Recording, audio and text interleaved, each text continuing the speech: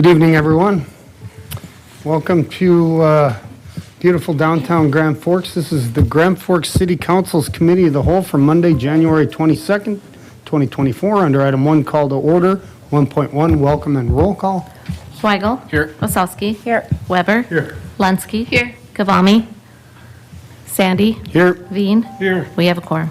Great. We have no updates or informational items. So under item 3, discussion items 3.1, Arts Regranting 2023 report. Chicana, good evening.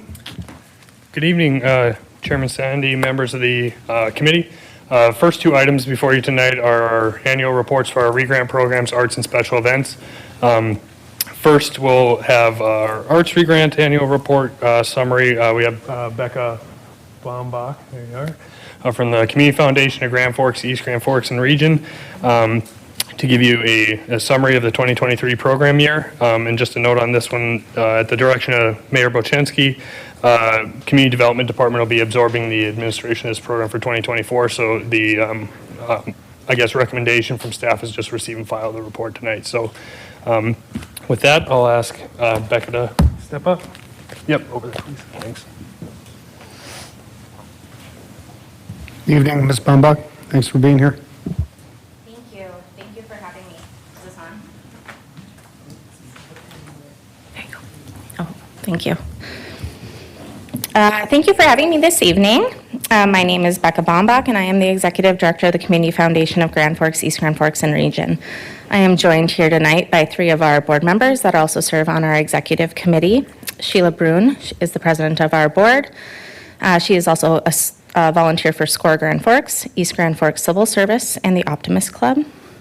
Melanie Linder, Vice President for Marketing and Communications at UND, and Mark Miller, Executive Director of HC Community Care Center and Food Pantry.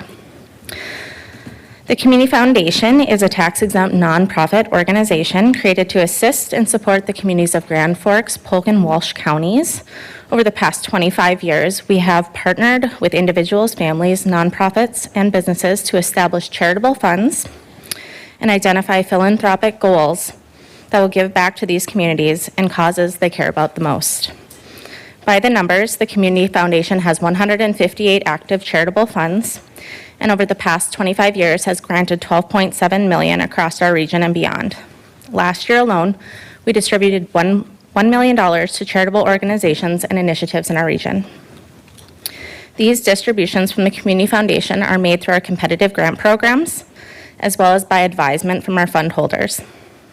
Since 2018, we have had the honor and privilege of administering the Arts Regrant program on behalf of the City of Grand Forks. This program offers support for local arts and culture organizations who seek to educate, entertain, and inspire our community with their creative vision. In a short summary of the past 6 years, the Community Foundation has administered the distribution of $759,000 of the city's Arts Regrant funds across 19 unique organizations. Apart from the Arts Regrant program, the Community Foundation has distributed an additional $796,000 in funding for arts and culture organizations between 2018 and 2023, showing our ongoing commitment and dedication to the artists, programs, and outcomes of these important charitable organizations.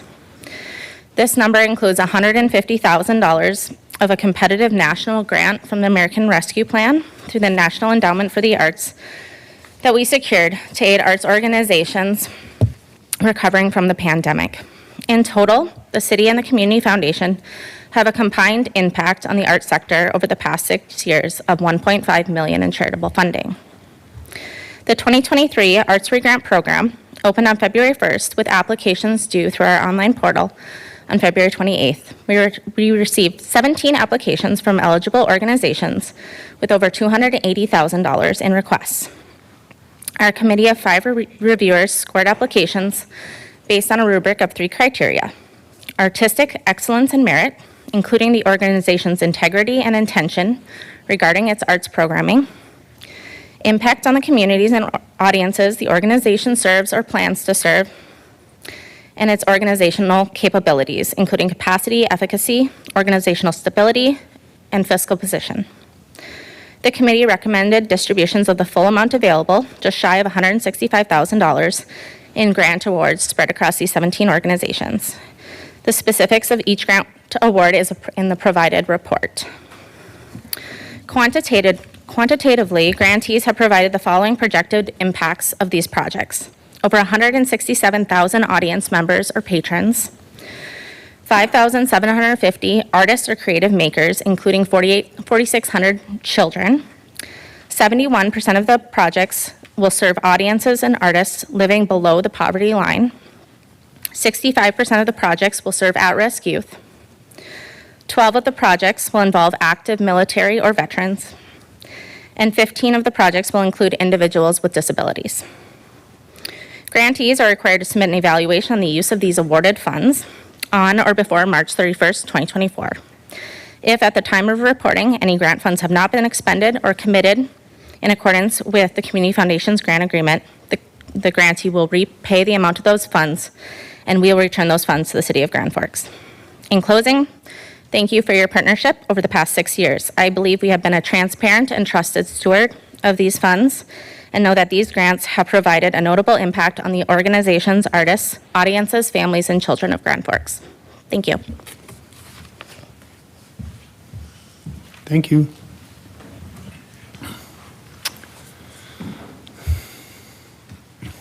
Unless there's any questions for myself or Ms. Bombach, like I mentioned, this one, just looking for a receive and file on tonight.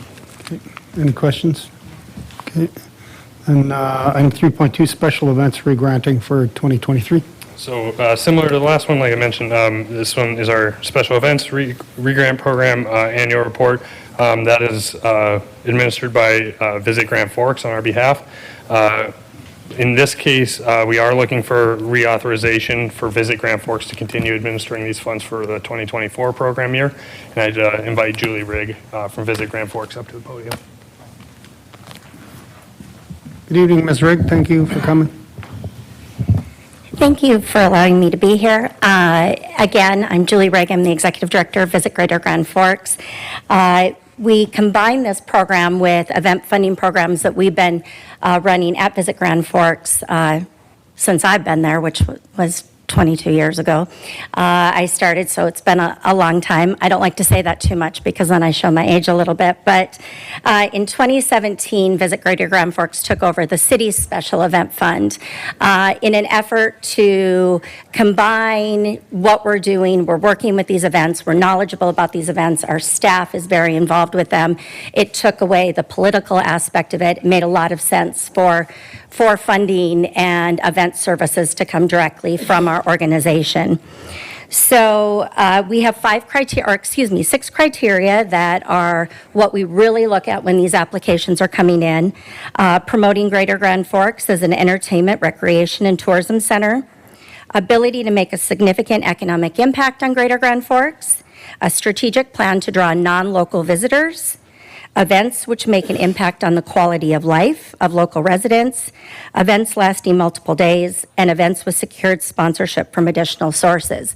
Now, that's not to say a one-day event or an event that's targeted mostly at local residents wouldn't qualify, but those events that meet all of those qualifications certainly would rate higher than those that are only meeting some of those qualifications. We do also give special consideration to homegrown annual events that will continue in our community, as well as startup events with significant room to grow in our community. I have 5 members, former and current Visit Greater Grand Forks board members, so they're well-versed in what we do as an organization and how important these events are. Keeping in mind, the Greater Grand Forks area is not an attraction-heavy area. It's not to say that we don't have attractions, but these events really become part of those attractions to bring visitors to our community. In 2023, we committed just over $180,000 for 81 events. They had an estimated direct spending of $15.2 million, and talk about direct spending and economic impact every year. Direct spending are those costs that can be directly attributed to the event. Venue space, lodging, meals, transportation, things like that.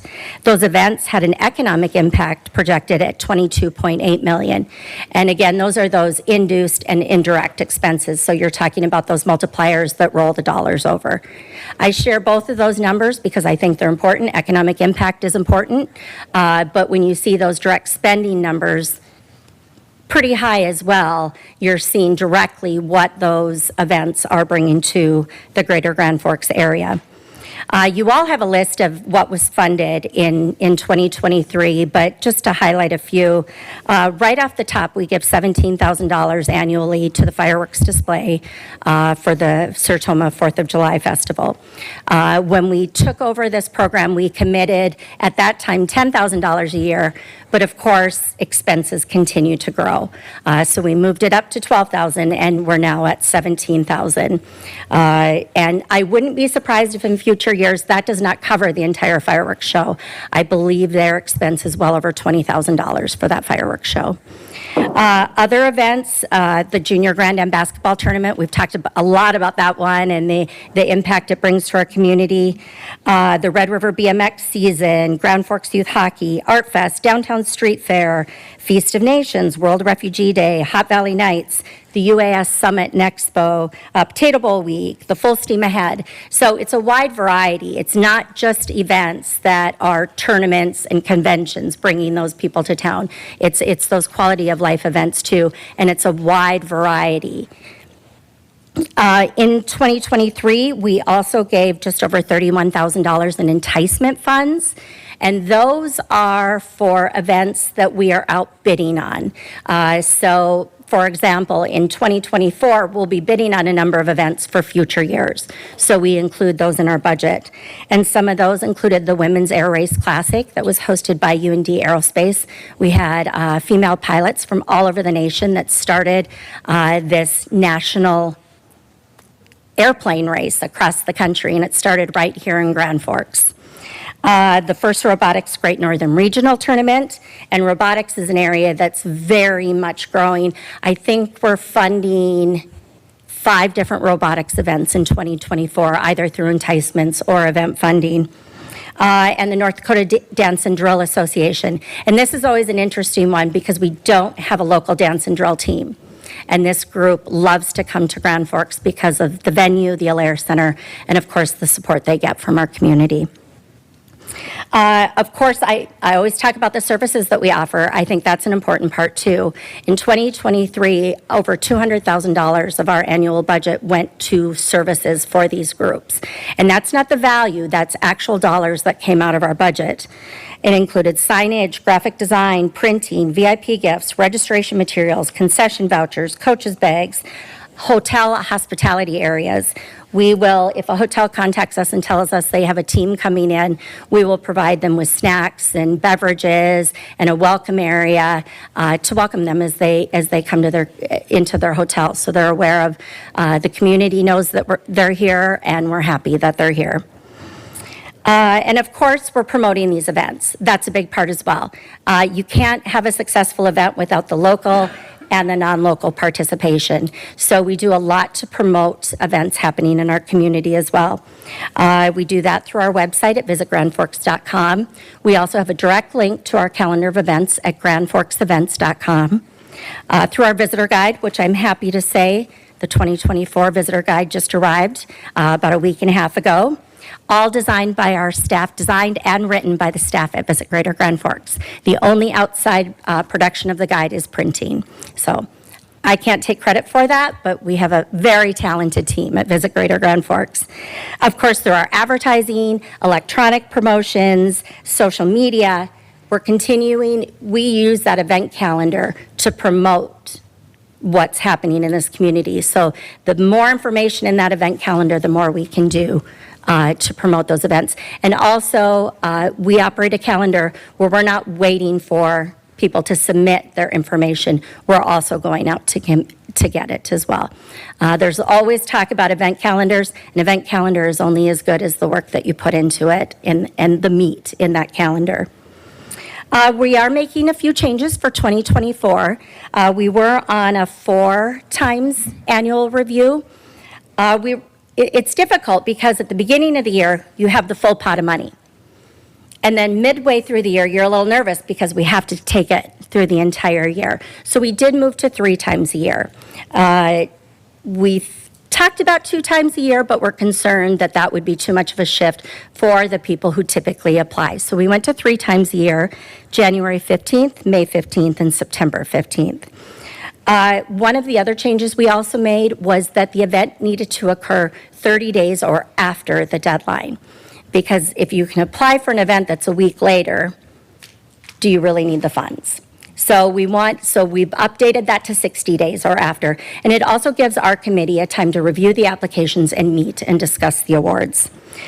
We've also done new application packets. We have a packet for conventions and meetings, one for tournaments and competitions, performing arts and concerts, as well as festivals and special events.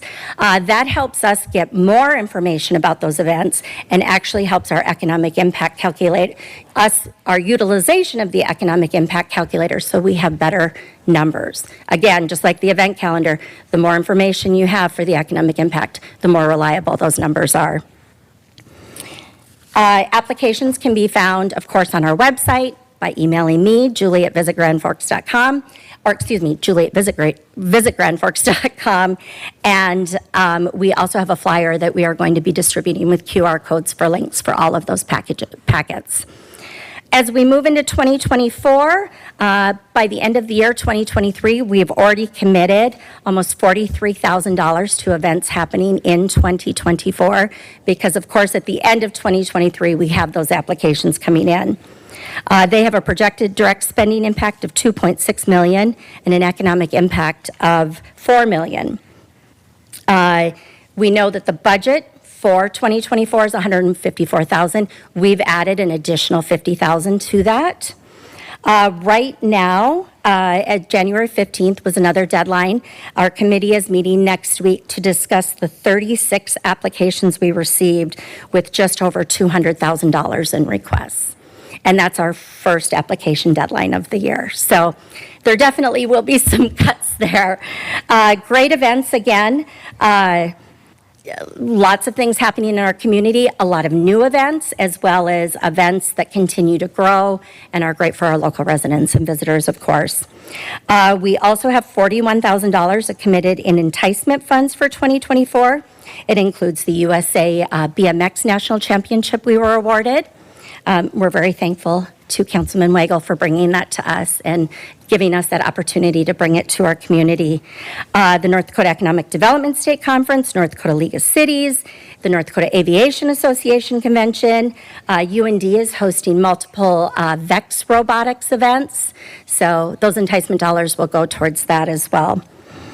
In conclusion, obviously our organization is very event focused and we will continue to be. We feel that this is a real important way to bring visitors to our community. We're always seeking new ideas. If you're ever out in a community and see a service that's offered at an event or a funding program, we're always looking for those ideas. And I should say our program that we've modeled and tweaked and worked on for many years continues to be a model that other communities ask us about and use as guidance for event funding.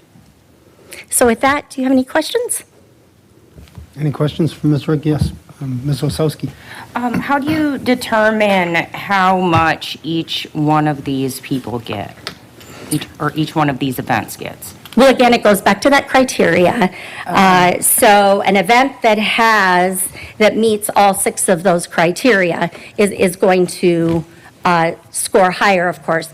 And I hate to say this, but with event funding, it's not, we've tried where you weight events and, score them, and it's just not that way. You look at, well, this event is new. This event is adding something that they haven't before. This has real potential to grow. So it really varies, but those criteria are definitely where we're focused. Okay, another question I have is I saw on the list, and maybe it's a play or something, but what is We gave $1,000 to Tony and Tina's wedding. That was a show at the was? Empire Arts Okay. Center. Yep. Mhm. Okay. I guess just for the record, I disagree with any money going towards Pride Week. I don't think it's proper to use our tax dollars to celebrate people's sexual orientation. And also, if things like that are going on, I'd really like to see, like our children being allowed in that event or different things like that. I'm not really sure what they actually use the money for or what events take place, but I think we should make sure that when we do give money to things like that, we shouldn't be promoting sexual orientation to children. So, From our standpoint, that's not what we're doing. We're being fair and equitable to the organizations that apply. If they meet the criteria, that is what we're going for. If the council would like to make requirements on that, that is your choice. It's money that comes from the city, but we're equal opportunity. And I believe children are invited, and what we typically fund is a picnic during the event. okay. I still disagree with that, but thank you. Mr. Weber, yes, sir? President Sandy, for both the arts re-grant program and the events re-grant program, these are great investments of city tax dollars.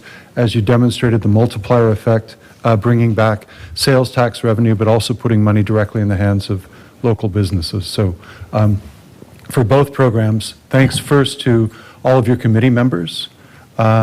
These are our volunteer committee members giving of their time and their service to our community on to enhance our well-being and to contribute to our local economy. And then Ms. Baumbach and Ms. Rigg, thanks for the information this evening. Thanks for Well, the and report. if I could add to that, we have to remember that these event organizers, whether it's arts or special events or whatever it is, they're really putting themselves and their organizations on the line to do this. Planning an event, anyone who says they want to plan an event, and that thinks it's going to be easy and fun, hasn't planned an event. It's tough. There's a lot of commitment and a lot of risk that goes with it. So all we would like to do as an organization is continue to support them. Yeah, Ms. Lensky? I just wanted to say I had the opportunity to work with both you and Becca in my past life. And I think what you guys bring to the community is so much more than just the money. It's all the other stuff that you bring to event organizers that we should be so grateful for. So thank you. Thank you. Mr. Veen? Yeah, Yes, sir? I'd like to reiterate some of the comments that were just made. I'd say we get a great return on investment, which I really, really appreciate.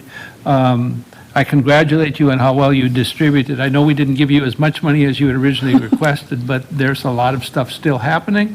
And I think the more we have, the better the return is, so we appreciate that. And I will say twice in the last year, actually about 6 months, I've been in events in Bismarck where we're looking at locations, and you guys have been singled out as probably the best they have in the state for assisting those kinds of events for coming to Grand Forks. So thank you for that. Thank you. So is there a motion to continue our special events regranting? Moved by Danny, second by Vice President Weber. Further comments? Hearing none, all those in favor signify by saying aye. Aye. Opposed, same sign. Motion carries unanimously. Thank you. 3.3, 2024 CSG program. Ms. Richards, good evening. Good evening. The request before you tonight is to approve funding recommendations for the 2024 CSG program.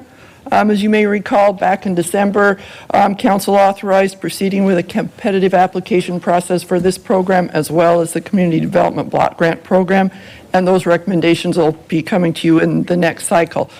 For tonight's funding, we received 15 applications requesting $385,000 for available funding of $154,500.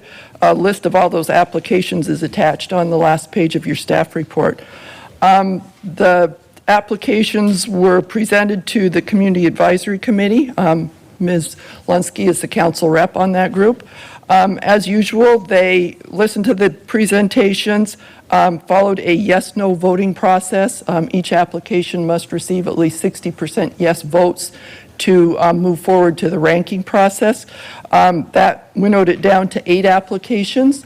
The second page of your staff report lists those 8 highest ranking applications in the order of their scores, as well as the funding recommendations that go with that ranking. You can see that the top ranking score kind of head and shoulders above the rest, which is a little unusual. But in any case, the funding recommendations start at 100% for the highest ranking. Then second ranking is in the order of 92%, and then it declines down to the 2 lowest ranking applications get $10,000, which is the minimum grant award. So again, recommendation is to authorize proceeding with grant awards in those amounts listed, and I'm happy to stand for any questions. I'll move approval. Questions moved by Vice President Weber. Is there a second? Second by, no. Second by Lunsky. Question by Osowski or comment? Okay, so I was going through this list and I saw that our needs are assist in homelessness, mental health, and affordable housing. So I'm kind of wondering, one, where this Global Friends fits into this with legal immigration services. I did a little bit of research on them, went on their Facebook, and I'm sure they do a nice job. They basically furnish these immigrants apartments, they give them free beds, they give them food, they give them games. I saw Yahtzee and some Jengas.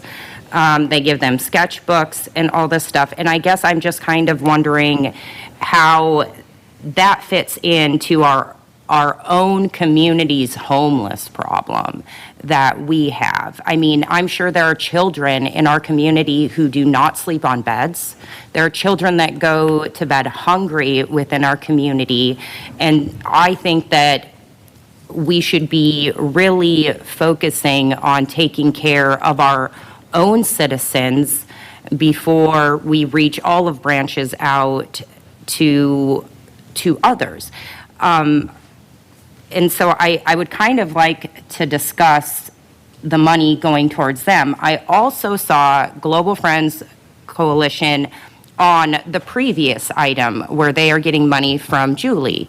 And so how much money are we actually giving towards this? We have someone that we're paying within the city that is that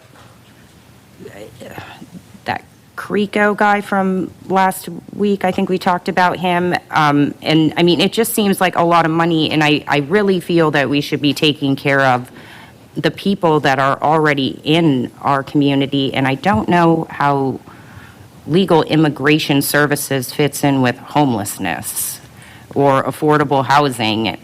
I also have questions about United Way in general. I used to be a big supporter of the March of Dimes, fighting for the babies, until I found out that March of Dimes is really only 10 cents of the money, 10 cents on the dollar that we give to them actually goes towards the babies or the people. And so why are we giving them also so much money? Are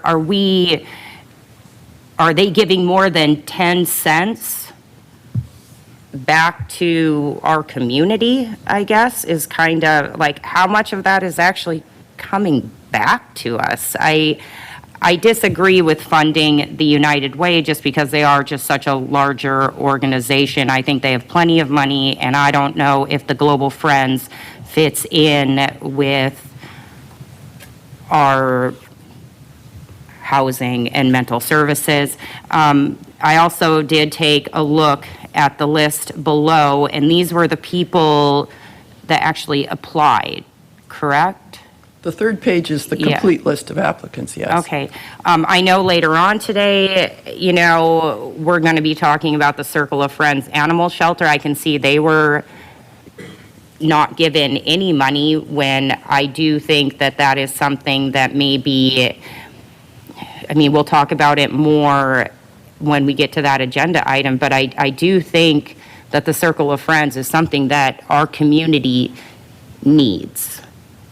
And so how come we're not taking also into like those types of things? Well, to the issue of the priority community needs that they're listed in your staff report, and you listed assistance for homeless families, mental and behavioral health services, and accessible and affordable housing. Those were priorities, and they're to guide both applicants and the committee, but it is not a requirement that an applicant meet one of those criteria. The purpose of the Community Services Grant Program is to provide funding, typically operating funding, but any type of funding to agencies that serve the human needs of Grand Forks, especially its low-income populations, and enhance the quality of life for Grand Forks residents. So that mission is pretty broad, but to your point of, yes, Global Friends does not specifically address one of those 3 priority areas.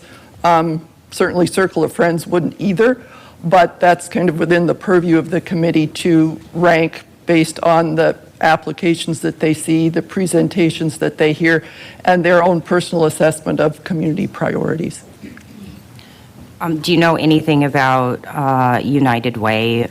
Just kind of how that would operate? That request was specifically for emergency housing assistance for homeless families, basically to get somebody in a hotel for a night if they had nothing else, as well as their program is meant to provide that emergency service, as well as, kind of ongoing case management to help those homeless families stay housed. So that one does specifically meet the requirements. United Way is no longer a re-grant agency, and the local chapter has really kind of focused on family needs, homelessness, the backpack program, things like that, that help families and children in particular that are experiencing problems.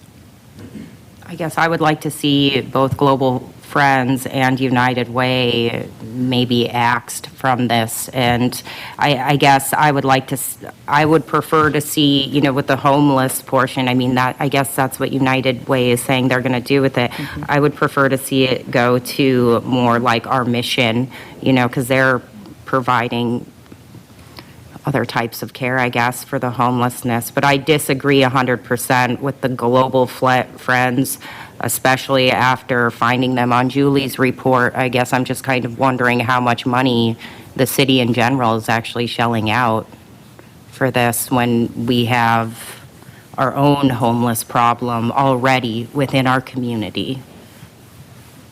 Thank you. Further questions or comments from Ms. Richards? No, I'm ready to vote. Mr. Weber? There's a motion and a second on the floor. Further comments? Hearing none, all those in favor signify by saying aye. Aye. Opposed, same sign. Aye. Motion carries. Wasowski dissents. Thank you. Thank you, Ms. Richards. Item 3.4, are there any issues with reappointing Mr. LaHaze or Ms. Swoboda to the Civil Service Commission? Moved by Weigel, second by Wasowski. All those in favor signify by saying aye. Aye. Opposed, same sign. Motion carries unanimously. 3.5, bid award for Project 8733, 2024 English Coulee Diversion Cleaning from 17th to 32nd Avenue South. Mr. Danielson, good evening. Thank you, President Sandy, members of the committee. So this project is a cleaning project on our English Coulee diversion here in town. It's part of our flood protection system, and the project is meant to just go in there, take out some of the sediment that's been building up over time, some of the vegetation that might impede flow.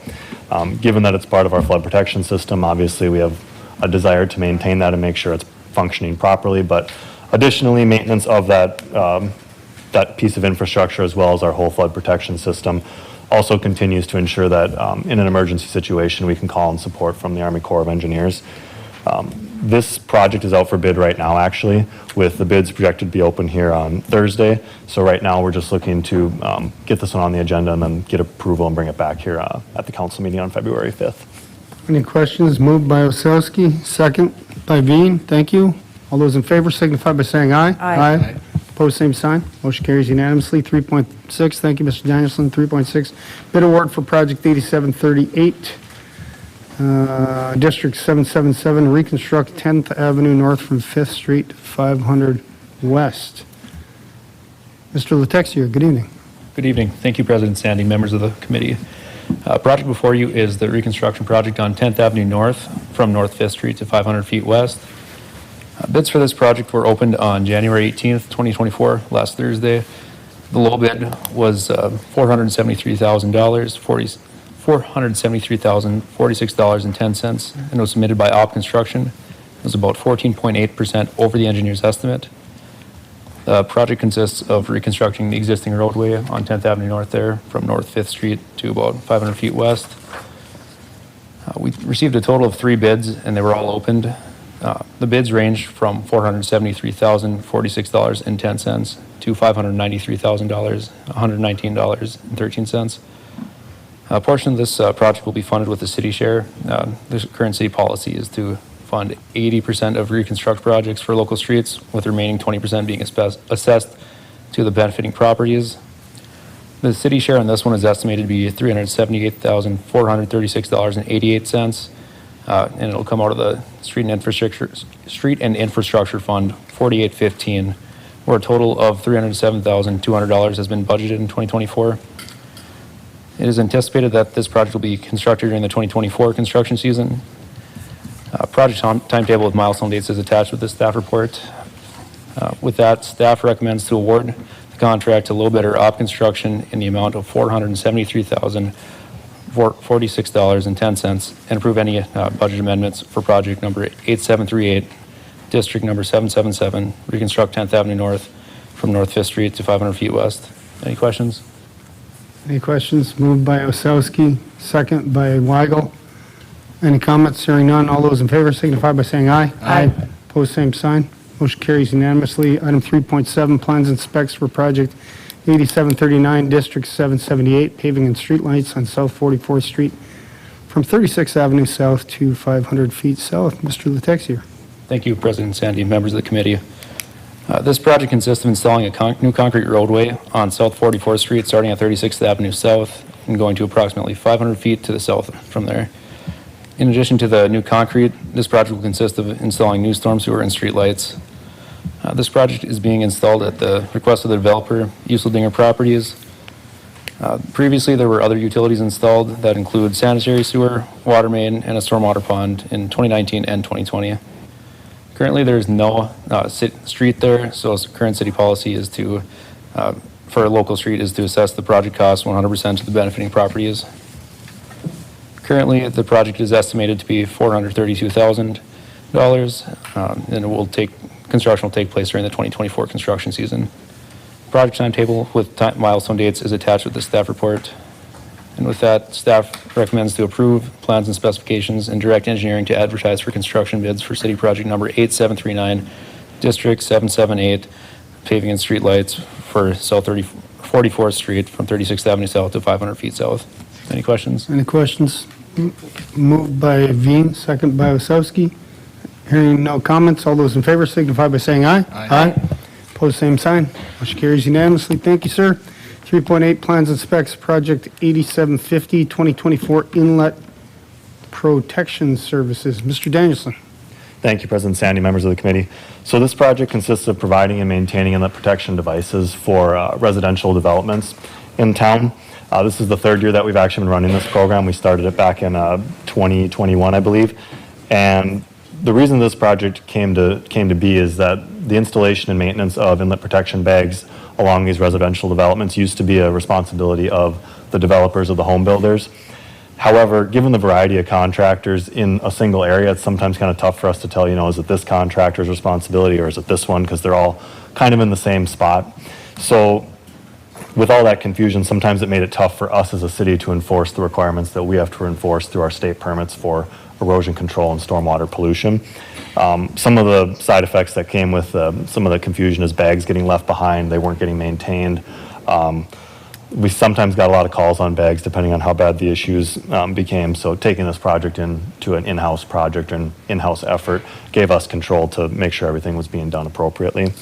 So This project is more or less the exact same that it has been for the past 2 years. We're looking at probably somewhere in the ballpark of 100 inlet protection devices that get installed under it per year, or in a year. The only difference this year is that we have upped the fee that comes with pulling a building permit. It used to be $50. We've increased that to $100 to keep up with the increased costs of the inlet protection devices and then the labor that we have to pay for to have them installed and maintained. So that's really the only change that's happening this year. Otherwise, it's the same project that we've been running the past couple of years with pretty good success. So today, we're just looking for approval of the plans and specifications for this project. Any questions for Mr. Danielson? Hearing none, motion by Osowski, second by Weber. All those in favor signify by saying aye. Aye. Opposed, same sign. Motion carries unanimously. Thank you. Item 3.9, create district for project 8789, District 781, reconstruct 40th Avenue South from Belmont to Cherry. Thank you, President Sandy and members of the committee. This project before you here consists of reconstructing the existing concrete roadway on 40th Avenue South. That'll be from Belmont Road to Cherry Street. The original street was constructed in '78 and has a number of pavement issues, resulting in poor ride quality and poor street drainage. Because of those issues, we are proposing a reconstruction. Another portion of this project is a replacement of the sidewalk with an 8-foot wide bike path along the south side of the street. That bike path was identified for installation in the MPO's bike ped plan and will be 100% city funded as per city policy. Engineering has investigated the existing utilities in that area as well. No issues were found, so we won't be doing any significant work there. Total construction cost for the project is currently estimated at $2.52 million. Current city policy is to fund 80% of the cost for reconstruction of a classified street. City share is estimated to be $2.07 million, and the benefiting properties will be special assessed for this project. It's staff's recommendation to approve the engineer's report, create the special assessment district, and direct the engineering department to prepare plans and specs for project 8789. Questions for Mr. McGuire? Hearing none, motion by Osowski, second by Weigel. All those in favor signify by saying aye. Aye. Opposed, same sign. Motion carries unanimously. Thank you, sir. Item 310, plans and specs, project 8656, intersection improvements at Confusion Corner, Belmont and 5th Street. Mr. Danielson. Thank you, President Sandy, members of the committee. So this project is the intersection improvements over at Belmont and 5th. Council has previously approved going with the mini roundabout concept for this project. Just a couple facts since this one was recently on the agenda, but I'll cover a couple things quick. This one is being funded partially through the Urban Grant Program through the NDDOT. We were awarded about $1.3 million to do this project. So that will be sent towards the project up until we hit that point. It will be an 80-20 cost share with the NDDOT. Because it is through the Urban Grant Program, part of the goals of that program are to beautify and go after some of those more downtown elements that we've been going for. So along with the roundabout reconstruction, we're going to be incorporating some of those decorative elements that we've been incorporating here on 3rd Street and 4th Street. It won't be quite the same, but we'll do what we can with the project that we've got there. This project, like I mentioned, has already had the environmental document approved, so the next step in the process to keep us moving towards a bid date here later this spring is to approve the plans and specifications for this project. So right now, the project is estimated at about $975,000, and then once you include the design engineering and construction engineering, we'll be right around $1.5 million total. So once you throw in that 1.3 that we've been awarded, we'll be right around that 80-20 cost share when it's all said and done. So for right now, we're just looking for approval of plans and specifications. Questions for Mr. Danielson? Yes, 80% Mr. Weber? federal funding on this, I'll move approval. Yeah, moved by Weber, second by Osowski. Any other comments? Hearing none, all those in favor signify by saying aye. Aye. Opposed, same sign. Motion carries unanimously. Thank you. Item 311, plans and specs for project 8485 .02, District 601, storm pond outflow for Highway 81 and associated areas. Mr. Danielson. Thank you, President Sandy, members of the committee. This is one that's been in front of you a handful of times here, so I won't go into all the nitty-gritty details on this one, but this project is the permanent outfall for the stormwater pond that was constructed up in the Highway 81 annexation area.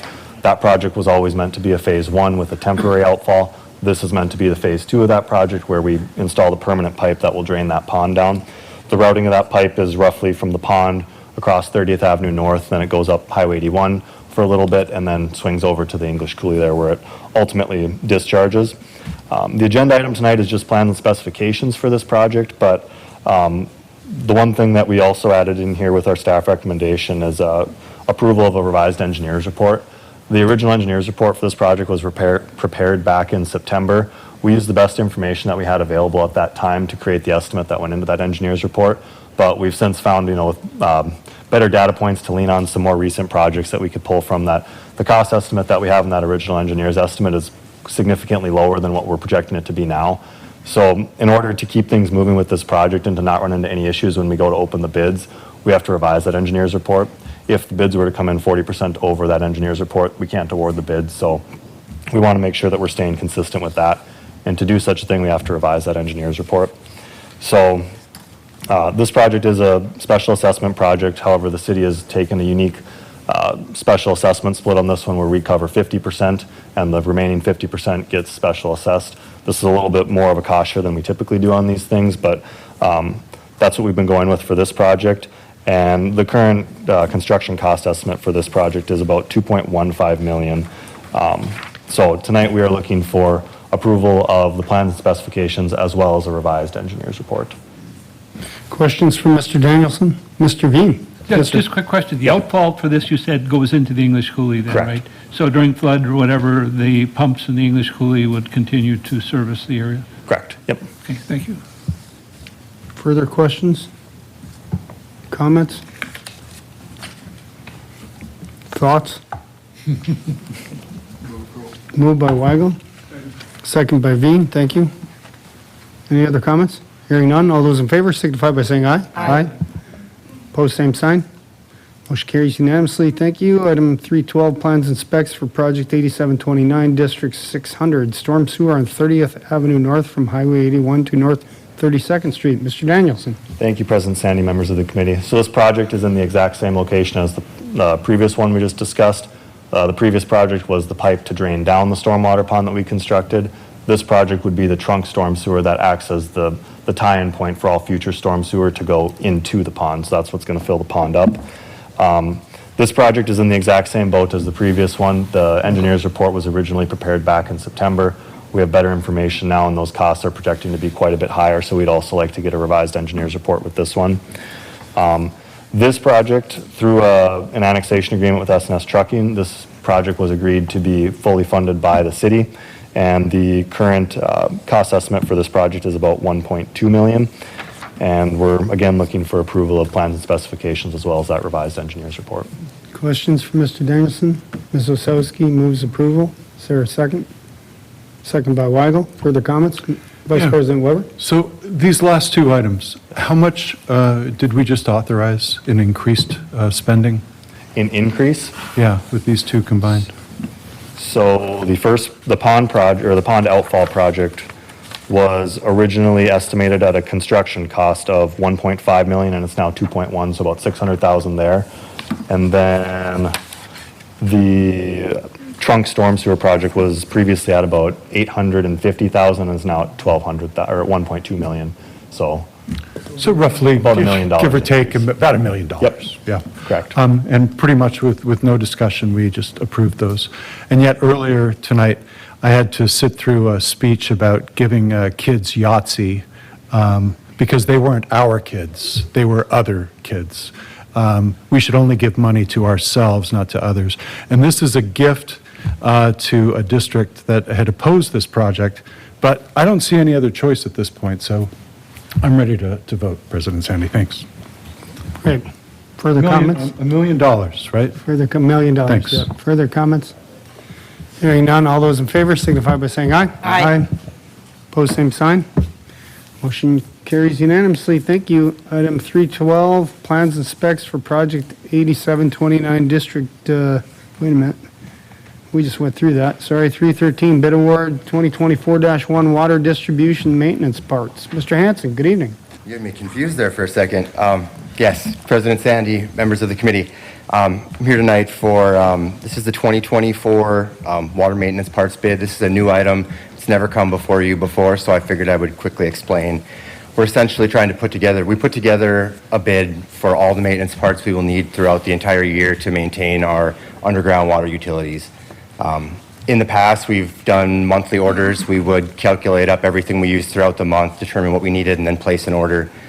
Unfortunately, supply chain issues are still a problem, and it's hard to place an order at the end of the month and 6 to 8 week lead time have what you need the next month. So we just put the list together. We took the averages of everything we used for the last 5 years for each part, subtracted from what we had, and just determined that this is what we think we'll use this year for maintenance parts, and put that together in a bid document. And we also think this will save some money for the city because we'll get bulk pricing by ordering everything at once, and we'll also save quite a bit on freight. When we were doing the monthly orders, all the regional suppliers are in Fargo, so every time we place an order, we would pay freight from Fargo. There's not a Waterworks supply house in Grand Forks, unfortunately. So we put the bid together. It was bid for 2 weeks. It closed last Friday at 2 o'clock. We received 3 bids, which we expected from the 3 major suppliers in the area: Dakota Supply Group, Ferguson Waterworks, and Core & Main. The low bid was from Core & Main in the amount of $117,148.74, which is slightly under the $120,000 we have budgeted for maintenance parts in 2024. We did put a statement in the bid documents that we could lower our quantities before we place the order, and I think we will review and trim a couple $1,000s off that, just so we have a little bit left in reserve in case we have some unexpected purchases needed throughout the year. But with that said, I would ask you to approve the low bid from Core & Main in the amount of $117,148.74, and I'm happy to answer any questions. There's a motion by Osowski, second by Weigel. Mr. Hanson? So if you take this low bid at 117 and you're saying you're going to consider reducing some of the numbers that we're going to order, Yep. you're trying to save money in case something comes up and we need a different part. I just know that we always have things that break throughout the year that you can't foresee it at the start of the year. It's something that's not a common part. It's not a normal thing, but you just know over time that something unexpected is going to happen, and there should be a little bit of money left to buy parts. Are you spending your whole budget then with the 117,000 if we spent that? Well, that would leave $3,000 left. You have $3,000 Yep. left. So can I make maybe I'm crazy, but I would spend all your money, because if something comes up and you need something else, we're not going to say you can't order it. I do have to say that I did foresee my estimates being wrong and having to place 1 or 2 orders also throughout the year for things that this is the first year we're doing it, so I don't think the quantities will be perfect. So I know we'll spend the whole $120,000. So we don't have to worry about that. I don't think your quantities they don't have to be perfect. I think if you're ordering based upon averages, you should order them all, and then it's okay to have something on the shelf for next year. Fair enough. And we'll figure out how to get you whatever other money you need to make sure that people have their water. Fair enough. That's just my opinion. Yeah. Mr. Veen? Yeah, okay, great. So there's a motion and a second on the floor. All those in favor signify by saying aye. Aye. Opposed, same sign. Motion carries unanimously. And Mr. Hanson, 314, ordinance amending Grand Forks City Code 15-0201 and 15-0202 as they relate to the application for and maintenance of water service lines. Mr. Hanson again? Yes, me again, President Sandy, members of the committee. This is an item that came up earlier this year. We had a water service line at a residence, and the leak caused some minor damage to a neighboring property. And we do have currently in city code that if a water service leak is identified and notified, the owner is notified, they have to repair it within 24 hours. And that's an unreasonable request, just due to scarcity of contractors. utility companies are given a certain amount of time to locate their underground utilities in the area, and there's just other repairs in town. It's not a reasonable request to tell a homeowner they have to repair a leak within 24 hours knowing that they can't do it. And also, it's impossible for the city to enforce that regulation. And the biggest concern is that in the future, if we ever have a leak at a house and say it damages the neighboring house, and we don't enforce, as a city, we don't enforce that 24-hour rule, that we would be responsible for any damages that may happen. And I know that's a very, very tiny chance that can happen, and it hasn't happened. It's only happened once in the 15 years that I've been here. But if we can't enforce the rule, it shouldn't be in code. It should be changed, and we're recommending changing in the code to state that it's just repaired in a reasonable amount of time, and it gives the water department discretion on what that amount of time is. We still have the authority, if we think it needs to be fixed, we shut it off until it's fixed and stops the leak. But it just takes that unreasonable request out of there.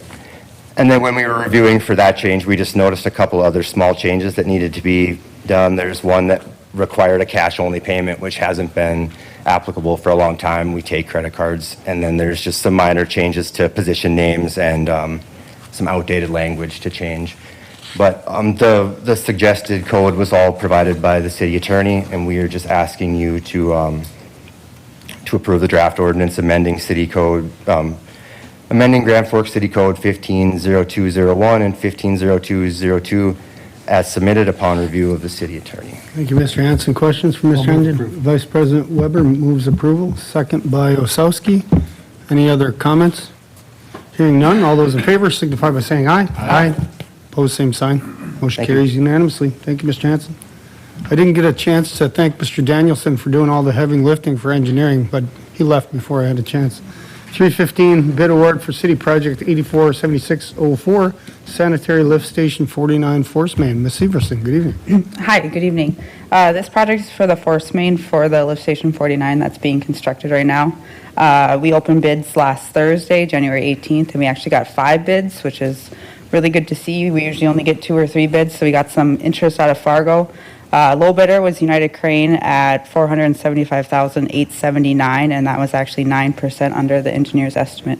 So we're looking to recommend approval to United Crane. Great. Questions from Ms. Severson? Best bid of the night. Mr. Weigel moves approval. Vice President Weber seconds.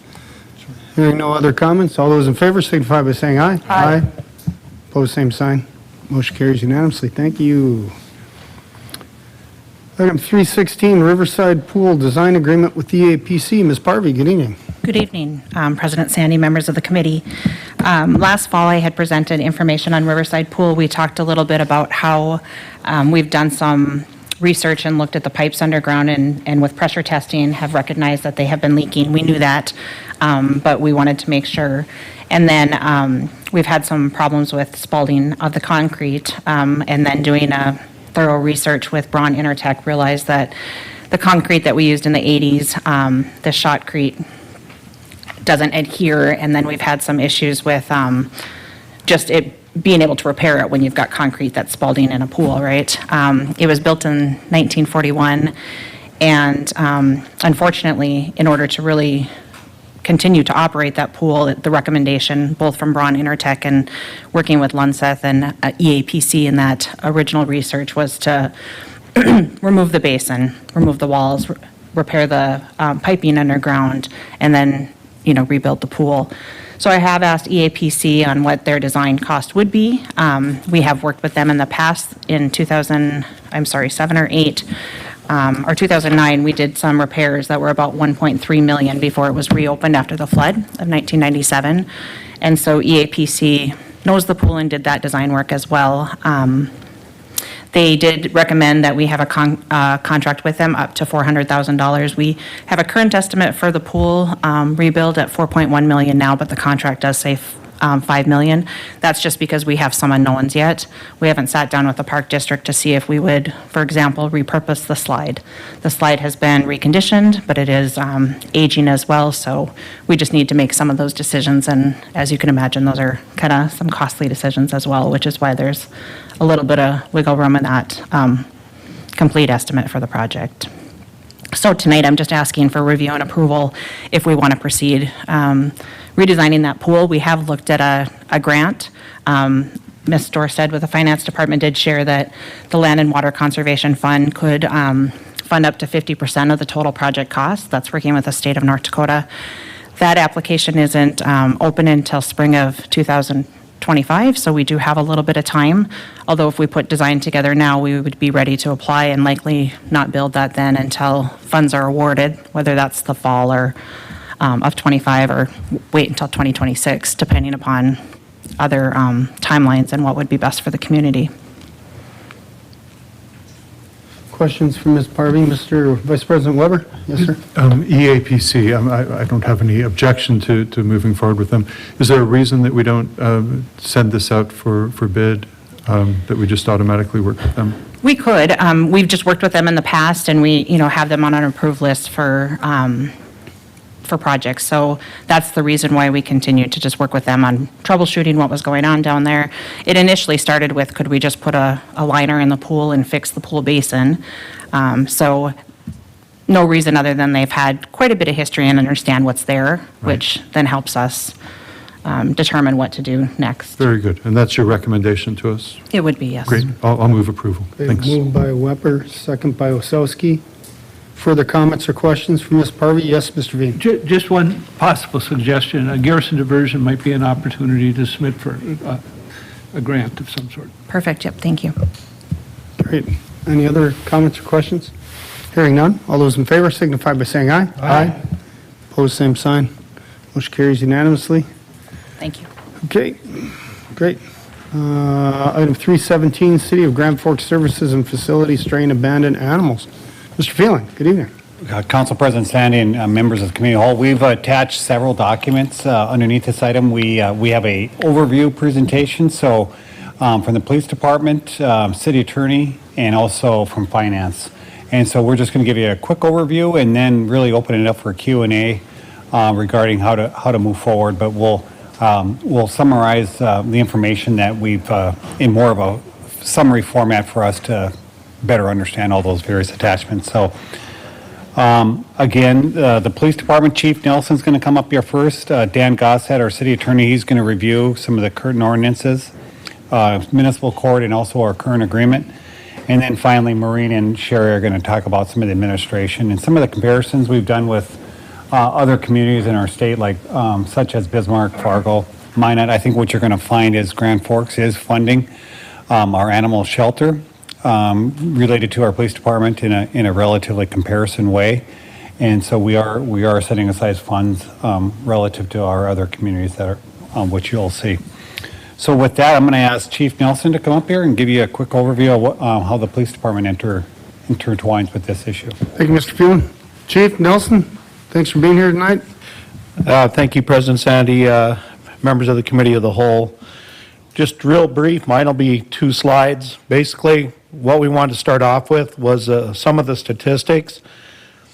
And we could go call by call, but I guess what I want to point out to you here is our 5-year average. There's never been a marked decrease. One could say it's probably statistically insignificant, the amount of deviation from year to year. So taking that into account, roughly the 5-year average, approximately 5% of the calls that we would handle in every given year would be considered an animal call. Now, what I do want to point out just real quickly, so not to get lost in semantics, is not all animal calls are directly animals that are taken to the shelter. That could be, I have an injured bird that needs to be disposed of. That could be a deer running in town. That could be a moose, a bear. Animal calls are all lumped into one. There's no definitive way within our system right now to break subsets out as to what's happening. What we have done since the beginning of the year to make sure that our numbers are adding up is just to have our officers report to us any animals that they're impounding. So, prime example, last week we impounded 2 cats. So that's kind of what that slide is. Next one, as we talk about animal responders, primary responders are our community service officers. We do have a total of 4 community service officers, but 2 of them are within the building. One's our quartermaster, one's our vehicle fleet maintenance, but where they fit into the city's pay plan is they're classified as CSOs.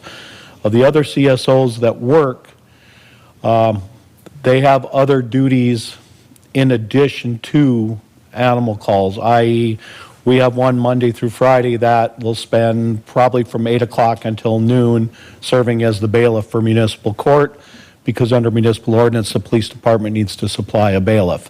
So in essence, that's kind of a half-time CSO for us that would be on the street. The other enforcement things that go with that, such as found property, online reporting, mail runs, downtown parking, all of those things also do take away from the duties. And if you'll see the duty hours, their day ends at 5:30 p.m. So basically what that means is anything after 5:30 or when they're busy, that call is now being handled by a police officer. Now, obviously, as I look at that, my goal would be to just handle as many of them as we could through a CSO, but those are things that we could look at in the future. So that's why I wanted to explain that's what we mean by that secondary responders, our uniform patrol officers. We would rather be going with our CSOs. That's basically all I have for my part of the briefing, and I'll turn it over to Mr. Gostin. Thank you, Chief. Mr. Guston? Yeah, thank you, President Sandy. And members of the committee, I'm just going to go through real quickly some of the ordinances. One is that we've got an ordinance with respect to dogs and cats at large. They can be impounded up to a total of 4 days. However, if the animal has signs of rabies or other dangerous disease, or it's bitten somebody, then they have to be impounded for at least 10 days. The impounded dog or cat then gets released upon a payment of $35, but they also have to show proof that the animal is licensed. You've heard comments that necessarily also requires that the proof of rabies shots. That's part of the licensing process. Is in order to get a license, you got to prove that the animal is vaccinated. If the owner doesn't redeem the dog or cat within that 4-day impoundment period, then it can be put up for adoption. I'm not sure why the ordinance says delivered to another person, because it seems to me that would be the adoption, but that's the way our ordinance reads, or it can be destroyed. This also, when a dog and cat is at large, it would also be a violation of ordinances, which can be a fine up to $1,000. In speaking with my associate, who does most of the prosecution work, he contacted the municipal court, and the first offense for that type of violation is a little over $100, and the second offense is just a little over $200.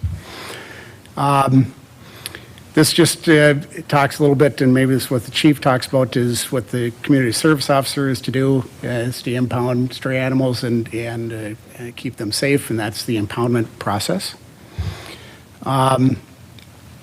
In addition, there is another process that exists, that if an owner refuses to pay within 24 hours, an animal that has been impounded, then the community service officer can start a process within a municipal court. There'd be a hearing set, not less than 3 days, no more than 10 days after the complaint is filed.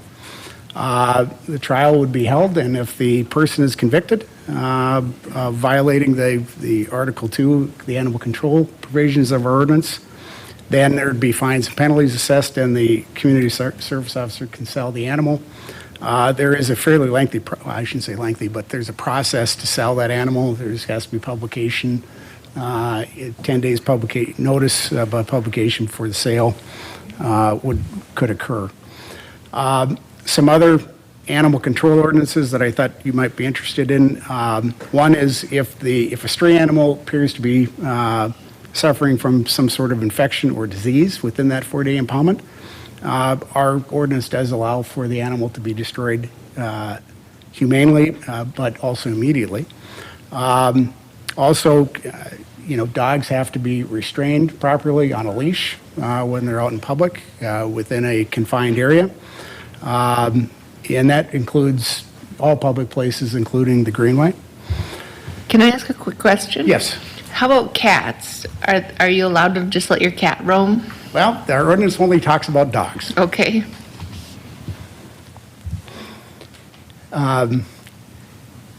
So that may be something that we might want to change with respect to the ordinance, and that may be a good topic for discussion after the presentation is done.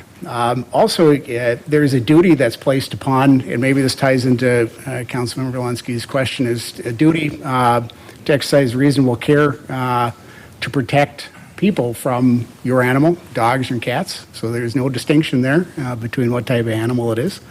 And then there's only so many dogs and cats that one can possess at any given time. 6 is the maximum, and the maximum number of 3 dogs.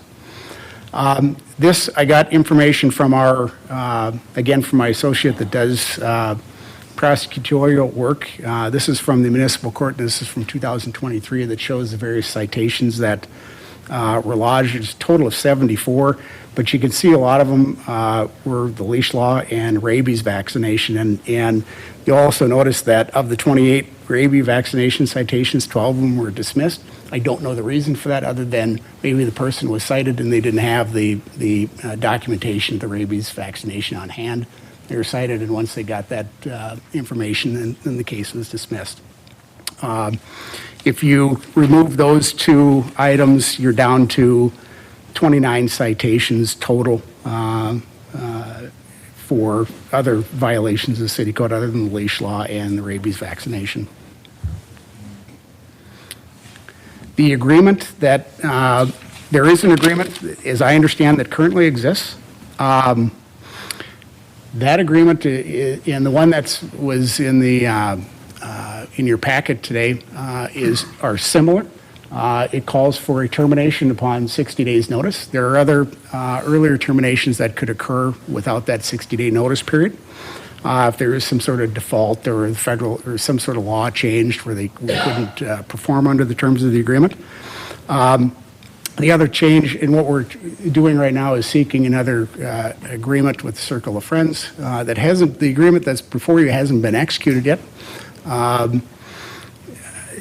But one of the clarifying points is that we are indicating that there's medical expenses that can be incurred for impounded animals up to $250. That amount is embedded within the total amount that's already being paid under the terms of the contract. And anything over that $250 expense would require some sort of approval process through the chief of police and city administration. That's the primary change. Otherwise, the existing agreement that has been signed, all the other terms are the same, including that termination provision of 60 days notice. Thank you. Thank you, Mr. Gosset. Good information. Ms. Dorset? Yes, thank you. And I'm not sure if I can control it from here. Maybe I'll go over here. All right, thank you. So how does finance get involved? We do collect the license fees in the finance department. The fee is minimal. The dollar amount depending on if that animal is spayed or neutered or not, $5 or $15. Ms. Dorset? I'm Yes. sorry to interrupt. Can somebody process that payment online? Like, can I go to the city's website and make that payment? Are we set up at this point, Sherry? Council President Sandy, members of council, at this time, you can do renewals online. We do not currently have a way for new licenses to be paid online. We do have a program when Maureen gets to the next bullet, Impound. IT has worked with our new cashiering software, and we have a beta test of a program which would allow for non-already existing licenses as well as impounds to be paid online. So fingers crossed, the final testing works with that. Hopefully We'll very have it soon. live very soon. Thank you. Sorry to interrupt you. No, that's fine, but we're working on that. As far as Mr. Gost had stated, to be licensed, they do need to show the proof of that rabies vaccination. And we also do collect the impound fee. That's a $35 impound fee that helps to offset some of our costs with the CSO that Chief Nelson was speaking of. What we can't do in finance is issue citations. That needs to be issued by an officer and go through the court system, as Mr. Gosted went through. Oh, did it? Okay, sorry.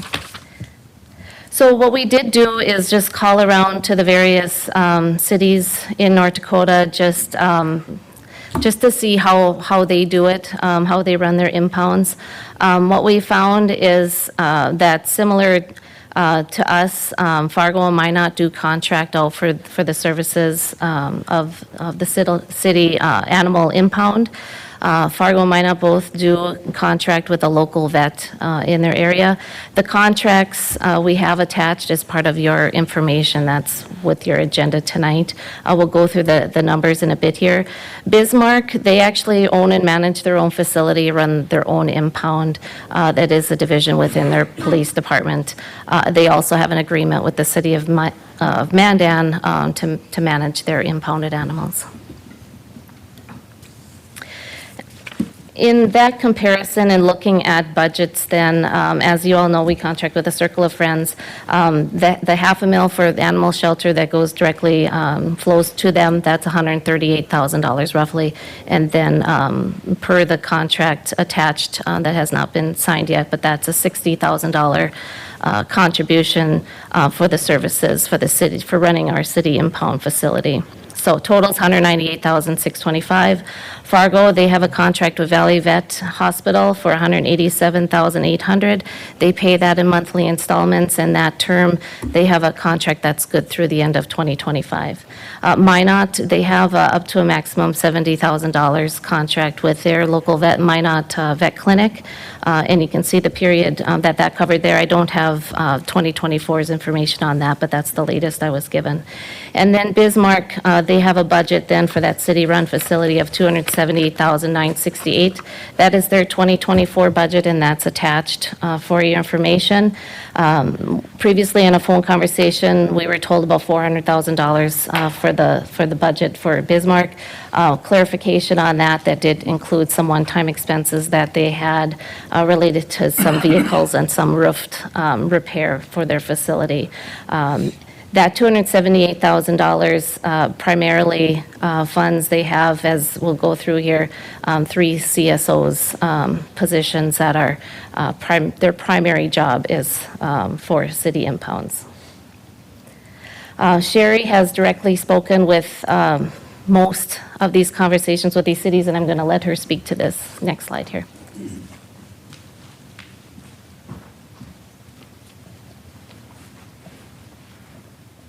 Ms. Lemark, thank you. Thank you. So, parts of the comparison, there is a handout that's attached to the agenda that does have breakdown of all the information that we have in a few different categories, comparing Grand Forks, Fargo, Minot, and Bismarck. Grand Forks is the only city that contracts between these 4, that contracts with an animal shelter for services. Fargo and Minot contract with a vet. And then, of course, as Maureen said, Bismarck runs their own facility. I've also included the breakdown of CSOs. We're pretty close to most other cities in regards to that in animal control, in having 2 dedicated officers that have that as part of their duties versus, or CSOs, not officers, apologize for that. Bismarck does have the 3, and Minot has 2 specific animal control officers. That's the bulk of their time. Fargo divides evenly all different types of duties between their 5 CSOs. As far as hold periods, we're again right in line with most of the other facilities. There is a difference in that we're the only facility where the animals receive a veterinary intake exam and vaccinations when they're put into the impound. The other cities do not do that, and had strong opinions of that was something they wouldn't do until the animal was ready to go over to be an adoptable pet. We have, I'm not going to read the whole handout to you unless you'd like me to, but Maureen has it summarized right here on the slide. Most things, I think the Circle of Friends has done a good job for the city, but they do provide more service than the other cities, which would then, of course, equate to more cost. And again, a policy as to what the city council would like to have happen as far as our contract goes. As far as medical, what I found from all of the other cities, if an animal would come in that had injuries or seemed to have some type of a disease, depending on the extent, I was told with injuries, normally pain meds would be provided initially, and then they would seek the owner's approval before proceeding with any type of care, and in certain cases, they may actually have to look at euthanasia if it's a very severe injury. That is the difference between the care that our pets get. They get a little more veterinary care. So just bringing this forward so that you can review the differences, and some of our cities, as far as impound fees, do have a different scale for impound fees and a different boarding rate than we do. With Minot, they give, and Bismarck, do give different lower fees for first offense. Minot increases that each time the animal comes back, as seen as a deterrent to having repeat offender animals. When we look at Bismarck, they give a lesser fee if the animal's licensed. And Fargo actually charges a surcharge fee of an additional $25 if the animal's not licensed.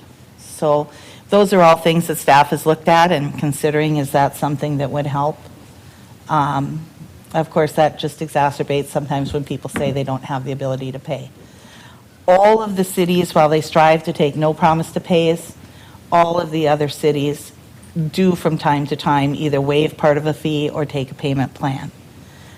Bismarck has some nice formalized forms that they use, and they're laid out a little differently than our current form that we have, but the form we have now addresses only the impound fee because that's all that comes to the city. Any boarding fees are collected in other cities by the vet, except for Bismarck, which is a city facility, so they're different. Here in Grand Forks, Circle of Friends would be the one asking that owner to cover boarding fees, any medical care that they've provided. With this, I guess that would be another thing for the council to determine. In some other cities, there's more of a push to theft of services is what Bismarck charges if people don't pay or adhere to their promise to pay. We haven't pursued that in Grand Forks on every case, but that is something that, again, we could look into, along with the non-payment of fees, which I think Mr. Gosted spoke of too. As far as any fines, we could look at some other type of enforcement there. Hours of operation are the other cities are pretty much your 8 to 5, Monday through Friday, with maybe a few hours on a Saturday morning where animals can be claimed. Circle of Friends has a lot more varied hours than the city does, so they do sometimes have the benefit of people are able to claim after 5 or on a weekend, which some of the other cities do not offer. With that, I guess you can note on that handout the difference in boarding fees. Circle of Friends, $50 a day for us. The other cities range from $15 to $21 per day, depending on their contracted facility for the 2, and then the 21 a day is for the Bismarck shelter, what they cost out and charge people. So, not sure if you have any other questions. It's a lot of variety of information. Questions from Ms. Lundmark, Ms. Wasowski? I just want to make sure I understand this right. So if an officer goes and picks up an animal and we bring it to Circle of Friends, there's automatically a $35 impound fee paid to the city, correct? Correct. Okay, and then once Circle of Friends has the animal, they scan it for microchips, they do a vet exam on intake, they give vaccinations to these pets? Yes. And do they microchip the pets without, like, the owner's knowledge? I'm just kind of wondering what is being done, like, as soon as it gets in without the owner even being aware. The microchip and the spay neuter would be done at the time of adoption. Okay. That's not done at intake. Okay, so then does the 50, so then after that, there's a $50 a day fee that Circle of Friends charges the city, correct? To house the animals. They allocate, yes, the cost account of $50 per day is what they're taking or counting towards the city for the impounded days that are there. When a customer or an owner would come to pick up their animal, we have seen on the claim forms where it lists the number of boarding days that that owner is being asked to pay, along with the cost of the vaccinations that were given to the animal on intake. So then Circle of Friends hands the owner the bill for a full vet exam, vaccinations, $50 a day stay, and then we're charging them $35 also, right? We charge them So $35 that's- for the impound. I mean, I've taken a cat to the vet, that's at least $125 right away, so I'd like to see what one of these bills is that the Circle of Friends is actually handing out to our citizens. And what happens, like, what happens if someone's pet just already has its vaccines? Why are we, and then what happens if the person doesn't pay? Does Circle of Friends come back to the city and want us to foot the bill then for these, I guess, almost unauthorized vaccinations that they're giving animals? Right now, those costs are something the Circle of Friends is counting towards being covered by that money that they're getting from the city. And they're saying that the costs for providing those services, we're not paying enough to cover those. Because they're giving out extra services, I guess. And so that's why we're bringing this forward, just as so that council Right. members can know. And if you want, we are the only city that has a facility that gives the intake exam and vaccinations. Well, we didn't choose to do that. That was done with Circle of Friends on their own, correct? That's not in the contract that we, every animal we bring you, we're going to vaccinate. It sounds like Circle of Friends is just trying to double dip a little bit, with these vet exams and vaccinations. If we sign this contract, I do think that I don't know if you need a real vet to do a pet or the vet exam on intake. I don't know really what they're looking for. I mean, obviously, you should make sure that people are safe. I do not think we should be giving vaccinations to these animals at all. And then none of the other cities do the pet exams, and yet their cost is $15 to $21 a day, and we're paying $50 a day? It seems a little bit ridiculous, I guess. I think the amount of money that Circle of Friends is trying to hustle out of some people, but. The Circle of Friends, we also submitted a report late today, and it's on page 9 of that report. I think the $50 a day are, you're right, Councilmember Osowski does not include city authorized services. They're doing that for their own organization and not on the authorization of the city of Grand Forks. But if you look on the page 9, they're saying $50. I'm going to do some simple math. So if you Sorry, just, Mr. Phelan, what document are you referring to? it's a Circle of Friends document that we received, came late today. The last handout, Yes. item F, Yep. Circle of Friends. Yep, so I just want to go over that page 9, which summarizes those costs. So the $50 a day, if you just did the simple math, $50 a day, worst case scenario at 4 days, with 1,315 animals. So I think you go to page 8, they're saying we had 1,315 animals come in from either the police department or the community. That gives you a total dollar amount of $263,000. Again, we're around $200,000, okay?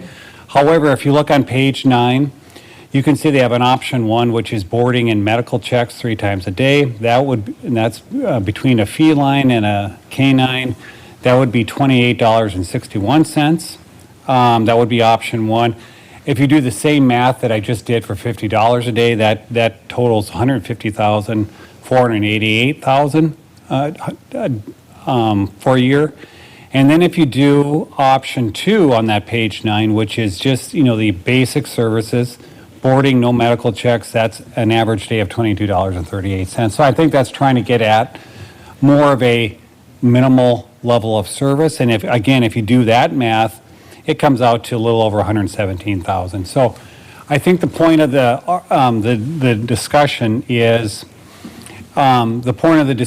is, I think we need to do a few things. Number 1, we need to define how many days that we want to have impound services. Number 2, we need to define what services we want provided. Number 3, what kind of medical are we going to authorize and pay for? And so the positive that we've gotten along the way is, because of this whole, why we're here tonight, is that we've had a lot of outreach from people in the community that really want to help. And that's been probably the silver lining in this whole thing, that we've all learned more than we ever thought we would learn about animal sheltering. And so we've heard back from veterinarian clinics that are willing to help support the community in this venture. Support Circle of Friends or support us as a city? I think Okay. support the city in respect of providing advice, perhaps providing some options for sheltering. There's other groups that have stepped up to say that they would help with the animals themselves, whether that's adopting or what have you. So on the upside, we've engaged a lot of folks that want to get involved and want to do good as part of what they're doing, and so that's really engaged. But what we've heard is, number 1, is that we have to determine if, we've talked a lot about Circle of Friends. We have a current agreement from 2023. We do not have so we're currently operating under that agreement. Number 2, we're not recommending that we move forward with the city of Bismarck has, where we'd have a city-owned facility underneath our police department or something like that. The third option is really taking a look at what other options are out there.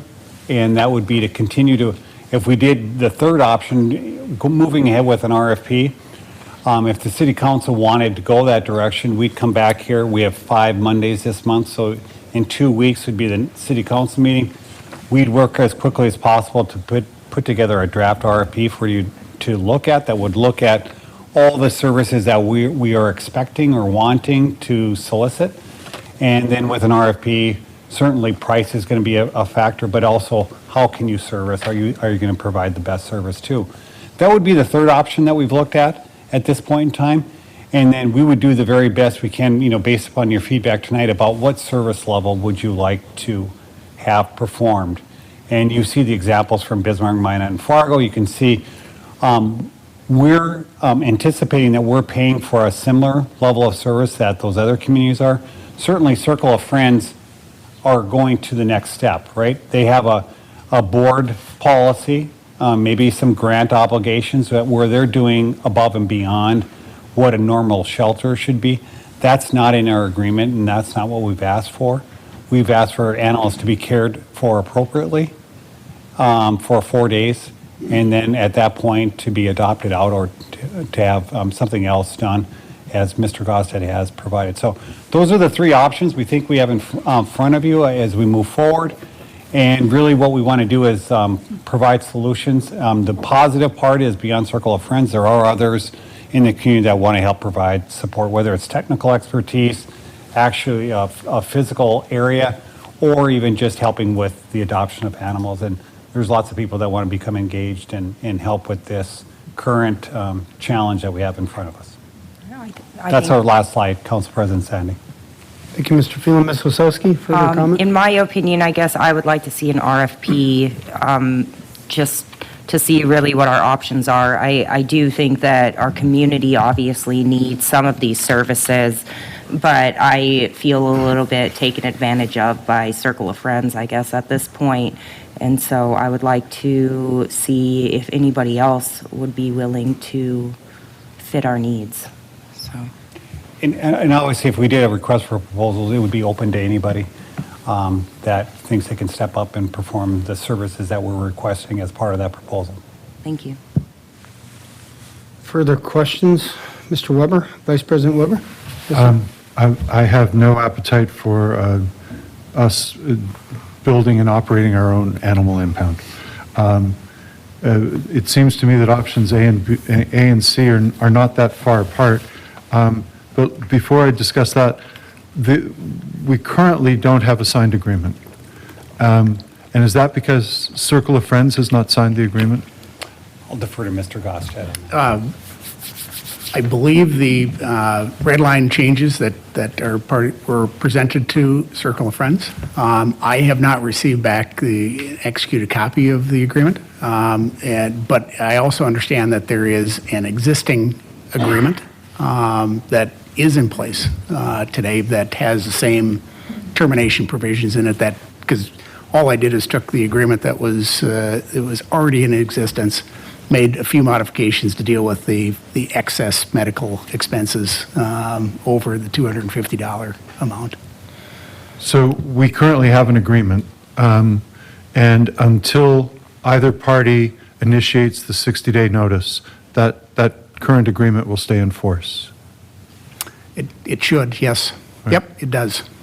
And with your red lines, you have suggested one set of conditions that we might move forward either with Circle of Friends or an RFP with others. And those changes came from administration to, because we were getting information about some additional medical expenses that were being incurred for animals that may have been subject to the impound, and to make it clear that expenses that were within that $250 range were already embedded in the $200,000 that's being paid. And if there was an expense for an animal that was impounded that exceeded that $250 before proceeding with it, there was an approval process that needed to be accomplished. In fact, I'm just skimming that quickly now. It's not a terribly long document. That's what you've just described is really, other than some housekeeping in the document, that's the one change that's being proposed at this point. Yeah, that's the primary change. Right, thanks. And so as council, we could look at this and say, that one change seems sufficient to us. And if Circle of Friends wants to sign that, whatever else might be going on with that organization, we don't look into the books of other organizations that we do business with. That's an internal matter for them. If we come to an agreement, we would move forward with that agreement. This is the agreement that's currently on the table. And the Circle of Friends is not, have they responded to this proposal at this time? They have not formally responded. We have sent that for signature. And President Sandy, I do believe they have a board meeting this Wednesday, so possibly that may be on their agenda. We might anticipate that we'd know more about that by our council meeting next Monday. I think one of the reasons why we put the $250 for medical is that when we've been in meetings over the last, 30-plus days, there's these examples of, significant cost to animals that come to the shelter. And so we're just trying to put a place marker about what our expectations are for medical care, and that anything above that $250 would have to come back to the city, so that we wouldn't hear these after the fact stories about, tens of thousands of dollars that were being invested into animals for their care without our knowledge and without our permission or our want in that case. And currently, animals in Grand Forks who are impounded are receiving the same or better level of care than across the state. I don't want to race to the bottom and provide the lowest level of service, but the main concern is excess medical fees up to $250. Largely, the police chief would be determining whether that's appropriate or not. Police chief or his delegate in that case, since it's really under their auspice, this entire agreement, and it's serving the police department on behalf of the citizens of Grand Forks. So if we want, we could go into great detail and start looking at other aspects of the agreement. But right now, we have an agreement that has been in place for a number of years. We have not had any concerns about the level of service or quality of service. Right now, the main issue is that the agreement, as we've proposed, has not yet been accepted. We'll know more by next Monday, we anticipate. Yes. I think the other concern that when we met, and I think this went out in other communications, is that there was a sense of the entire cost of sheltering related to the city is about $1 million, right? And so certainly our $200,000 is not coming close to that funding gap. And so we clearly, I think if you look at the numbers that I just went over, I think our essential services that we're asking for, based upon their numbers, we're close to where we should be with that 200,000. And one of our concerns, and we had conversations, is that there was discussion about $1 million overview, which is quite of a significant change from, the 200,000. And so we just want to make sure that we capture what the city's costs are, what we're asking for. And I think just looking at these numbers, I think we're, at the lowest cost of just minimal care at $117,000, with some medical care of $150,000, and then $263,000 with all the care from, a vet check to vaccines and all that. That would be that. So I think we're in the range of $117,000 to $263,000. I think what the city's asked for is something between that $117,000 and $150,000. That's what we've asked for. And so I feel good that at our $200,000, we are budgeting where we should be to care for stray animals that go into a shelter. Ms. Linsky. So I have quite a few questions. They're maybe not all for you, Todd, but so the city requires a license. Do we ever explain why you need a license? I'm just going to make a confession that I walked by the window downstairs that says dog license 52 times before I realized I needed to license my dog. So he's 8 and I licensed him last December.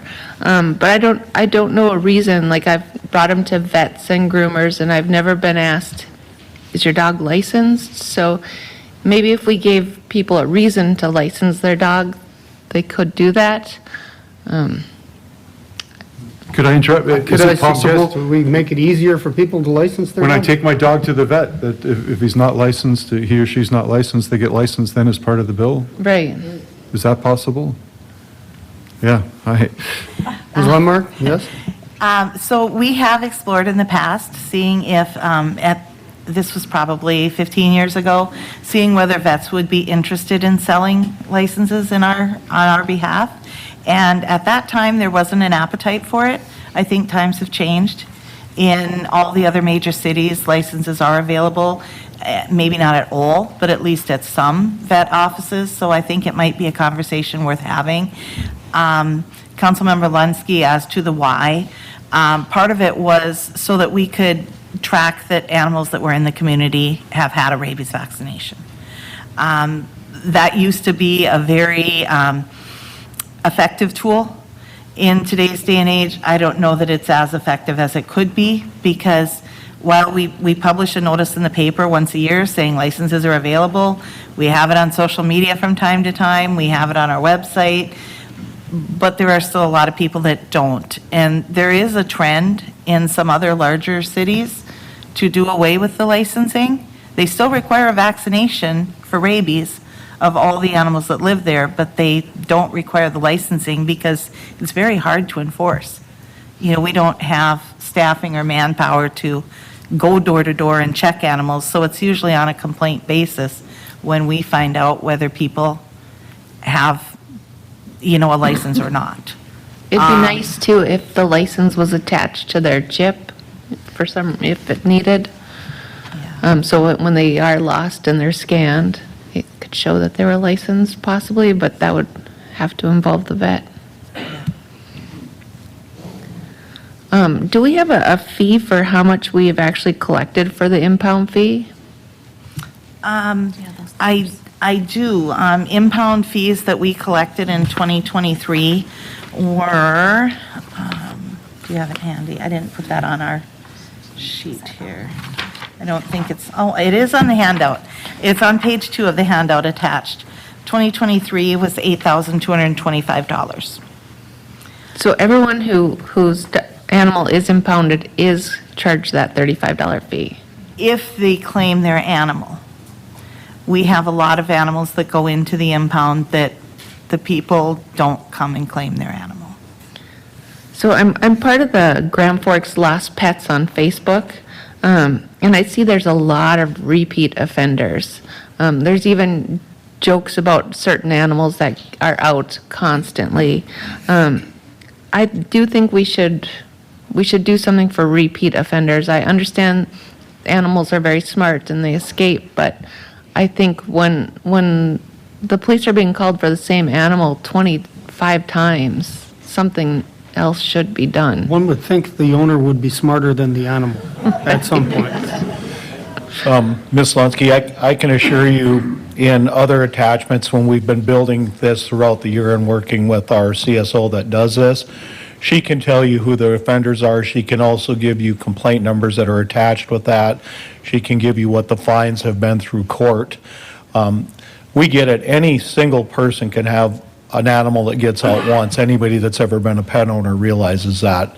But the frequent offenders are definitely the ones that we'd want to go after and that we have went after and that we went with the courts. We've also had met with the municipal judge and he's aware of that also. So a lot of times what the judge will do in court, first time offense, okay, I'm going to defer your fine. But if you're in court again, now that could go from 100 to 500 all the way up to 1,000 if I'm correct. And that's usually what the judge then will just keep raising that fine incrementally for the repeat offenders that he sees in his court. So it's no different than if I see somebody that consistently has warrants and I go down the street and I go, that's so-and-so, our CSOs can do the same with a lot of these animals, so. I have another question for you. Yes, ma'am. So 5% of all calls are animal related. I was kind of shocked. That's very high.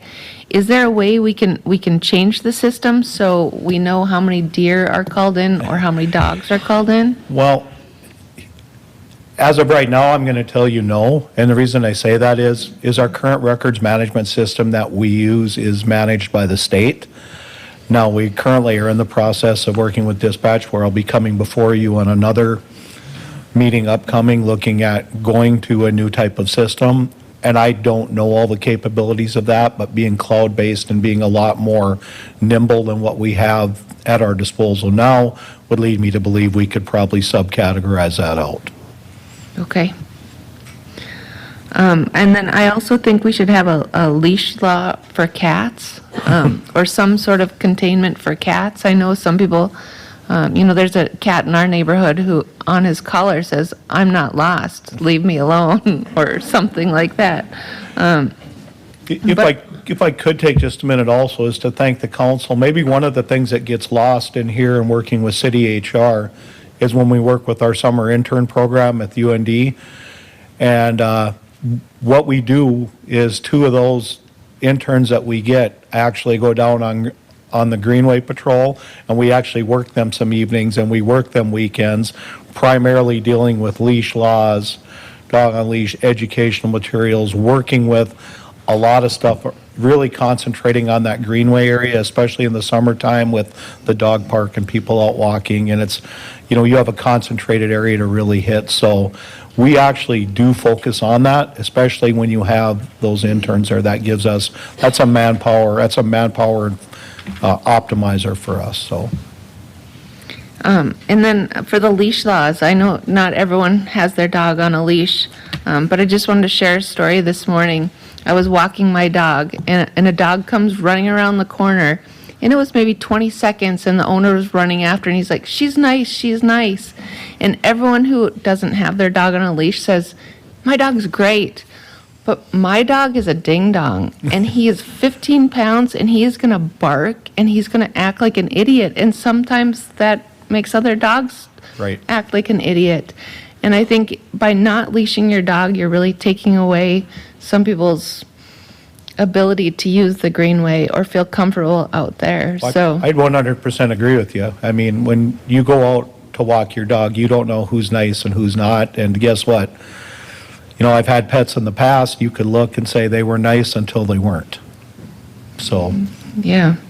And I also think the vaccines given when they're impounded, especially if you don't know if they're needed or not, I think we should definitely look at that, because if a dog is up to date on vaccines, why are we giving them more? That seems terrible. I couldn't answer that. That's a policy decision. I'll be honest with you, from a chief standpoint, one, I want to make sure that you can walk your dog, or anybody in this room can walk their dog safely. And two, if there is a stray, that I can take my newest officer and know that they can pick that pet up, or a CSO, and put them in a place that's safe and off the street. And after that, once it's documented, then it kind of elevates to that next level of who's going to enter those type of negotiations. So, Well, and I've spent hours with stray dogs, and I appreciate your guys' service, so I do want to say thank you. I spent Christmas Eve with one when I let one of my guys go home, and I said I would cover for him, and it was 6:30 and the door was frozen shut at Circle of Friends, so me and a black lab got to be really good buddies. So, thank you. Further, yes, Mr. Weigel? When was the $35 fee last adjusted? You may have said that, but I think I may have missed it. Councilmember Weigel, I've been with the city for almost 30 years, and it's been $35 as far as I know all of that time. It is in line with what the other North Dakota cities are charging. Some of them are actually less than we are, especially if the animal already has a license. What I do see on, and I listed it on that handout, is, well, it may be $35 in Fargo.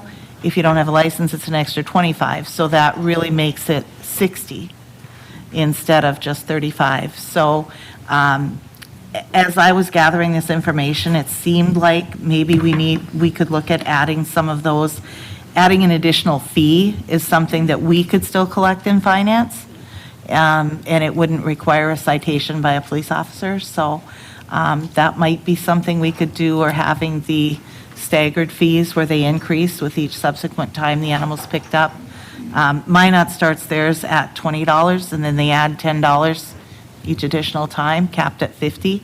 I mean, I guess we wouldn't have to put a cap on it, because we do have a couple repeat offenders that are up to, they pay $35 every time. But, so it's council's discretion. We bring forward the fee list every year at budget time, but we can also do interim adjustments to fees if council so chooses. Thank you. Thank you, Mr. Weigel. Ms. Lundmark, so we're charging $35 impound fee. For most animals, are they picked up, like these repeat offenders, are they picking up them up within the day, or? It really varies. There are some animals that go all the way to the 4 days, or may call the Circle of Friends and say, hey, I can't come in till Friday, so they may be there over the 4 days. And then they would be also asked to pay the boarding fee at Circle of Friends. Where are we collecting the $35? Finance Department collects the $35. How does the Finance Department do that? They do have the ability to either stop in our office and they can pay with check, cash, or card, or they can call on the phone and we can take card over the phone. Okay, so we're directly collecting, but can they go and pick up the animal without paying our $35? There are limited cases where that occurs. We've had very few of those. We used to have a lot of promise to pays, but we haven't, especially since probably most of 2023 and 2024 now. Occasionally, we would get one. So we take an IOU occasionally. Yeah, it kind of varies on the situation. Sometimes I know Circle of Friends has expressed they get people that are there to claim their animal and they become very agitated when they find out they have to wait until, say, Monday morning when finance department's open again. Or there could be issues where they want to pick up the animal because of some medical condition of the animal to get it back and would be detrimental to wait in order to pick it up. We've heard a lot of different things. Grandma who only gets her Social Security check and can't afford the $35 until the next check comes. For the most part, most of them are very good about paying. We have a few that don't. We have a person in our office that follows up with that, sends them a letter, and we're probably at about a 70% collection rate for those few that do get a promise to pay based on their circumstances. Those folks probably also aren't paying Circle of Friends for the time that they're there, the time that the animals are there. I have heard from Circle of Friends that they have a difficulty collecting their boarding fees from a lot of people. Further comments, Mr. Veen? Just, Todd, you got the options here. We continue with our current agreement. We said we didn't really want to open our own or do an RFP. In the meantime, an RFP is going to take fairly qualified people to even put together an RFP to know what we're asking for. So it seems to me that for the immediate time frame, that's something that would have to be a follow-up. So do we have much choice right now but to continue with the current agreement? I think it makes the most sense we continue with the current agreement, whether it's the amended version or the current version, because as you said, if we're going to do a request for proposals, that's generally a 60 to 90-day period of time from creation to advertising to selection, and so we would have that 60 to 90 days. But in the meantime, we do need a service provider. From my point of view, I think we would continue with Circle of Friends, but it's really difficult to have all of us up here trying to negotiate the terms that would be changed as a part of a revision to that agreement. Nor are we the professionals, or do we have the experience level or expertise to probably do that. I mean, we each have opinions, but what's best practices? What do the others do? And I know you've supplied that information, but how do you use that to put together a new agreement? And so I'm questioning how. I wouldn't be willing to change the existing agreement until I have good, valid reason to change it. We've had it, it's been in place for a number of years. We would continue that and then would somehow do some level of additional scoping or whatever it is to find out what we might choose to change on the advice, I think, of professionals.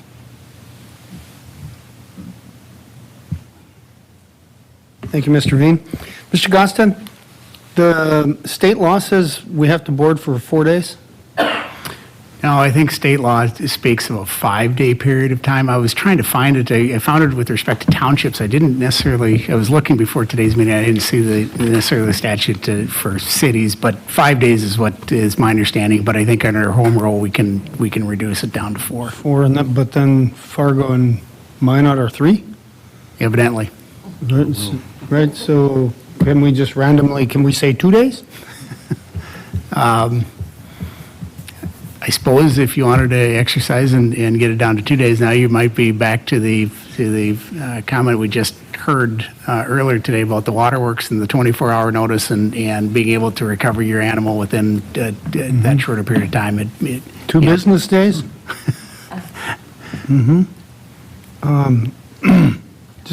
I'll opine for a minute that I feel like we have such a lack of information in so many things that we talk about. I was fortunate I got to tour the PSAP a couple weeks ago, and Ms. LaHaze and I spent a lot of time talking about their software system and the current system that they have versus what she wants. I think for the mayor, if he were here, I'd be telling him that we need to do a big budget upgrade. We need to have a significant line item for next year for software systems for our departments, because Ms. LaHaye's system, that's a legacy system we've had for many years that we pay significant amounts of money for, the cost of that pales in comparison to what they're planning on, or at least what they would like. And I believe they should have it, because the chief needs to be able to identify and understand where, where the issues are, and be able to mine that information. I think, I appreciate that the finance department is working really hard to try to provide avenues for people to do their dog licensing online, or at least the renewals, but I know that it's a pain for people to have to provide the vaccinations, the rabies vaccinations in the first place, and then waiting for a call from finance so that you can take a credit card. It's just another step and another pain, and it's not your fault. It just is what it is. We've got to be able to figure out a way to allow people to go to our website, upload PDFs of their vaccination records, and pay $35 and be done with it, because people would do that. We're not providing an easy way for people to figure that out. Similarly to the next agenda item that we're going to be talking about, we have no data. We need to be able to easily provide information to people when they're asking for it. I think going through, the Herald articles on this and the information that we've been provided, it's gobbledygook. There are so many different data points that, and none of it can you actually mine down into something that makes sense of, this is what we've asked for and this is how much it costs for what we've asked for. You just can't, we can't get from A to B. And so I'll agree with Mr. Veen that we have an agreement in place, and I think Mr. Weber was going with the same thing. I don't see how we don't hedge with planning for an RFP. I'm not saying we have to go through and do it, but I think Ms. Osowski, I think she's on the right path. I'm not sure it's for necessarily the right reason, but I believe we, based upon what we're reading in the paper and the fact that watching how much they're spending versus how much revenue they have, I'm not sure they'll be around in 90 days based upon the revenues and expenses. And so hedging our bets with an RFP probably makes sense, or at least getting prepared for that. And maybe by Monday, we will have more information. I don't know. It's a very difficult situation. So I think from 2 weeks from today, when the council meeting, we'll have an update from the Circle Friends and their board of whether they move forward with that agreement, so we can update you there. And then also we can put some parameters together regarding what an RFP would look like for services. We'll define the services and all those sorts of things. We can have that in front of you 2 weeks from today too, and then we can have some further debate. So is this discussion sufficient for tonight? Yep. You're not needing a formal I think I'll motion just at this time? summarize. So we see the first bullet and the third bullet, and hopefully both of those, I think we're going to need at least Circle of Friends to continue the services that they're doing currently. And then we can also look at what a new RFP would look like. And we have a proposal out to them. If they want to come back with a counter proposal, we can consider that as well. Right? Yeah. We should have plenty of time in the next 2 weeks. Yeah. And I think you've gotten the message across this evening. Mr. Veen, yes, sir? The only thing, I agree with what you're saying, but procedurally, it's hard to come back at a council meeting and then try to do all this all over again. It seems like it should be part of a committee of the whole or some type of work session specifically for this? Or do you think we can accomplish this exactly at a council meeting? I think we can accomplish it at a council meeting, because you're going to have, whether we have the existing agreement gets amended, you already know what that's going to look like. I don't think that's a big deal. And if they say no, you'll know that. And then on the RFP, we'll put together a draft, knowing what service levels that you already want. And you'll have that in front of you too for further discussion. I don't think it's going to be some landmark thing. We're going to define, minimal requirements that we want, that, we expect to be. We're just going to take our current agreement, put it in an RFP, and provide some more definitions to it, is what our plan would be. Again, the city of Grand Forks, I get that PSAP and PD, if you ask them for what they want, we probably have 150 police officers versus 98. We'd have 30 PSAP operators versus 22 or whatever we have. So everybody wants more. And some of the software improvements are already in the '24 budget, and they'll be in the '25 budget. And Mr. Weigel knows that because he's on the PSAP board. And so we're working on all those things, and just so you know, every department that would come up here would say, we want more of this and more of that, and so we're working on all these various demands because we want to be able to sustain the city in the good times and the tougher times, and we've always been able to do that. Through the pandemic, through the Great Recession, we haven't laid off anybody, and we've continued to move the city ahead. And so we're proud of that. So just so you know, on everything and trying to get our new IT system so that we can do better payments, we get all that. So we'll make sure that we get all that done too. And Ms. Lundberg, what does it take to start getting the vets to be able to take licenses? Because they have the rabies records right there. Council President Sandy, members of City Council, when we had the conversations before, the concerns with the vets were, there are some people that even though it's a law, have very strong feelings that my cat never leaves my house. I'm not going to pay the city the $5 for a license fee. I know I'm breaking the law. I don't care. And they felt by offering licensing, even suggesting it to their customers, could cause customers to choose to not do business at their vet clinic. So that, of course, was, like I say, about 15 or so years ago. Times have changed now. People might be more receptive to it. We can certainly reach out to the vets and see if that is something they would consider. As it seems like it happens with many of their colleagues throughout the state, it could be that tide has turned from where it used to be. The reason we want the information, right? Yes. It's not about the $35. Yeah. The grand total of $8,400 a year or whatever it is. No, that was for the fine. That's separate. That's in How much money did we It's get? $15 to license a dog, $5 a year to renew. Well, 15 if the pet has not been spayed or neutered, $5 if they have.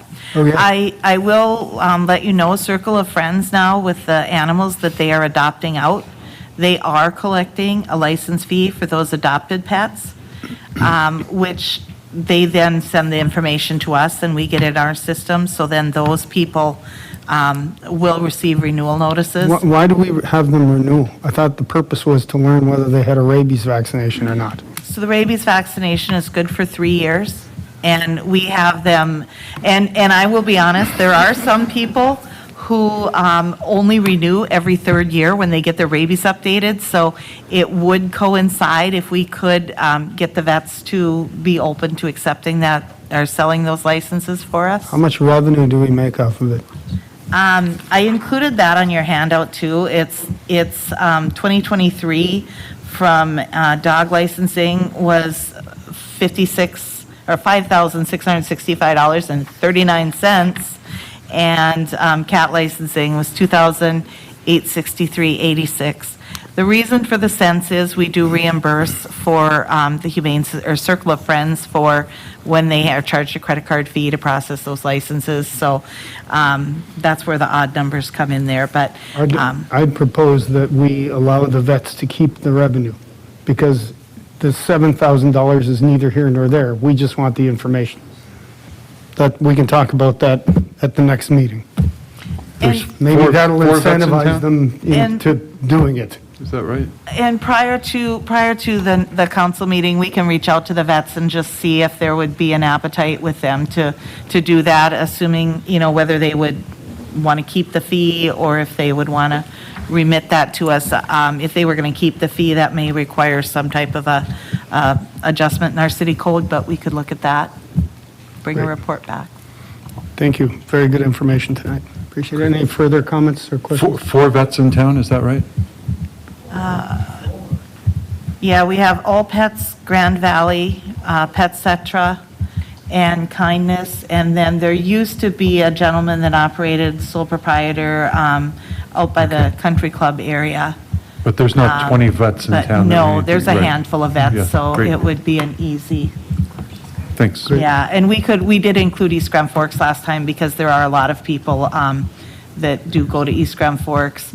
We have some that also go to the Park River, or Castleton, just because that's where they originally were from. So, but we could send out information and see what we get back, especially to the in-town, in-community.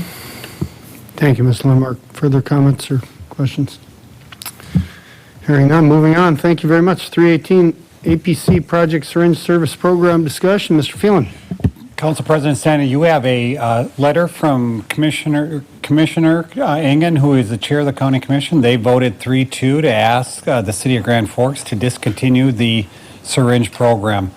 And this evening, Public Health Director Tess Wall is here, along with some of her colleagues, and they want to give you an overview and an update. And over the last month, Councilmember Osowski has led the discussion of this at the Board of Health.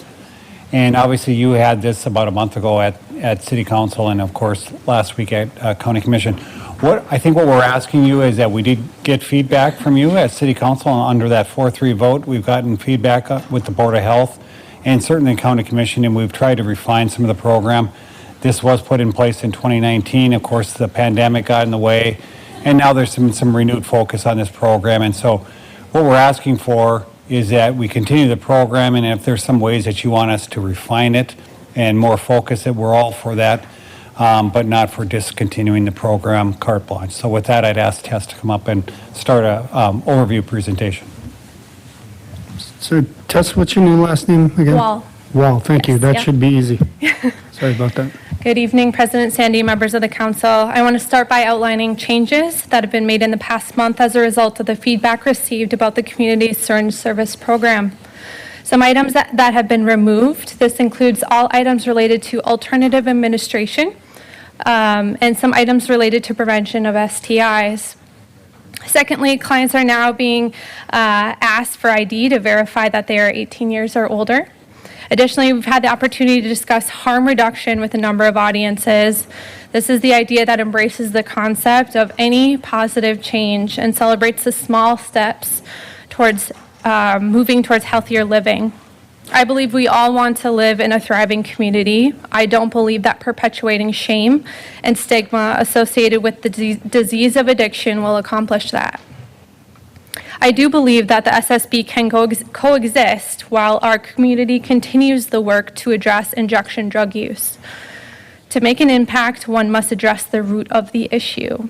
There are many reasons why one may begin using illicit substances. For instance, women who experience intimate partner violence are at elevated risk for substance use behaviors, including needle sharing for IV substance use. Children who experience abuse and neglect are also likely to turn to drugs later in life. Having a trusted connection point to resources, in this case SSP, can ultimately reduce preventable deaths in our community. Clients of SSPs are 5 times more likely to enter treatment and 3 times more likely to reduce use. Reasoning to end this program often comes back to the children in our community. The effects of substance use disorder are felt by the whole family. So statistically speaking, by helping mom and dad, we are also helping the kids. As was mentioned in December's presentation, this program is located within Spectra's building as it allows for warm handoff to the substance use disorder services offered there when clients are ready for change. To offer a provider's point of view, I'd like to introduce Spectra's medical director, Christine Harsel.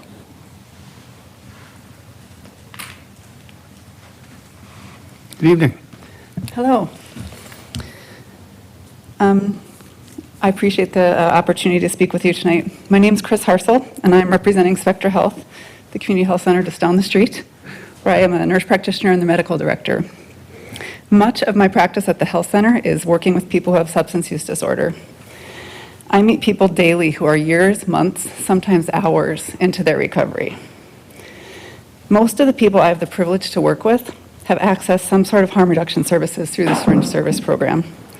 The counseling and referrals that take place in this agency or in this setting are integral to helping people into recovery. We know that people who access SSPs are 5 times more likely to stop or reduce their use. Taking away this program will introduce significant barriers in our community to getting into recovery services. My colleagues and I have witnessed a number of success stories in our own community as a result of people who first accessed the SSP. We have seen people attain sustained recovery, return to school, resume employment. We've seen families reunited, and we watch people graduate from probation and parole. I have a colleague who's in long-term recovery, and they credit the SSP with keeping them safe until they were ready to access more services. This is a person who's now employed, attending graduate school, and raising a family in our town. I know another person who credits the start of their recovery with a staff member of the SSP who walked them up to our clinic for their very first appointment. Again, another person who is done with probation and parole and employed full-time in our community. Syringe service programs are also vital in reducing the number of costly infections like hepatitis C and HIV. I take referrals from the SSP staff to treat infections or help people to access care with specialists. Without the SSP, these cases will likely end up in already overtaxed emergency room or hospital or urgent care settings, and this will drive up the cost of healthcare for all of us. A healthy community where citizens can work or be in school, a community where people are able to take care of their families without the involvement of law enforcement or social services. These are goals I really hope that we all share. And the SSP is a tool to help us get to those goals. As a primary care provider, I've witnessed these successes over and over again, and I'm asking the council to please keep the syringe service program in place. Thank you. Thank you, Ms. Hartzell. With that, I can entertain any questions. Well, are there comments or questions? Mr. Weigel? Yes, sir? Ms. Wall, we've had both you talk about the positives of this program. What are the negatives? I think negatives speak to the complexity and dynamics of substance use disorder, that it's not a black and white issue, and that sometimes data is hard to come by. And so we've currently faced those barriers and are certainly seen as negatives currently. Do you think there's more, or would that be just there's one negative to this program? And I'd even invite the nurse practitioner back up if she knows of any negatives to this program. I guess I've not personally experienced like negatives to the program. I think for the people who are accessing it, there's a lot of shame and stigma, and I think about what it must take to take your first steps to go in there. But I think overall, we know that it's absolutely a pathway to recovery. It keeps people safe and alive. It prevents infections, helps prevent overdose. So I'm not aware of any like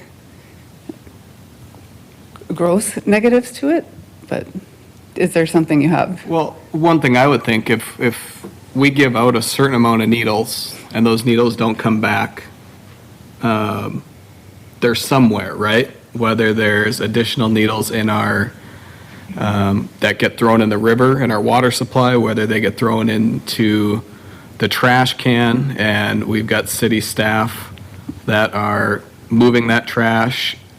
I think that would be a negative, right? When you can't account for all your needles that you've given out.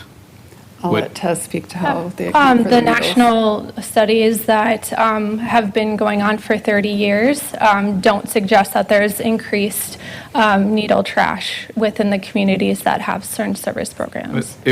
How many needles has Grand Forks Public Health given out? Thousands. We Okay. have around 80% return rate specific to the SSP. When you take away the SSP, there's not an avenue for that responsible disposal. So you may have needles in your community in general, and if you don't offer that disposal service, they are unaccounted for and in places that you don't want them. So prior to this syringe service program, Public Health did not accept used needles. They couldn't bring you, diabetics couldn't bring you used needles to dispose of prior. I can't speak to the prior, given that I wasn't in this community, but there are community syringe disposal locations within our community that can. And Ms. Swanson's here, and I know she's retired, and I don't want to, if you're not willing to come up, but I remember prior that you could get rid of your needles, whether you're diabetic or going through addiction. There was opportunities to turn your needles in somewhere safe, correct? That's my understanding. I believe there are still places to dispose, do you know? Are you asking prior or currently? Prior, like, there's got to be, nobody knows if we could go turn, if I'm a diabetic and I've got my needles and I've used them, was there no safe place for me to turn in those needles prior to the syringe program starting? It is my understanding that new diabetics get education of how to properly dispose their needles. What that entails in this community, I'm not sure and can't speak to. Okay. I do think that if we've given out thousands of needles and the return rate is approximately 80%, there's still, even based off 5,000 needles that we've given out, there's still 1,000 needles out there that are unaccounted for. And that number continues to go up the more needles we give out. And so I understand the positives, but somebody that has to look at a situation and weigh both sides of it, the positive and negatives, as a policymaker, there's got to be more negatives to this. And we could only come up with one.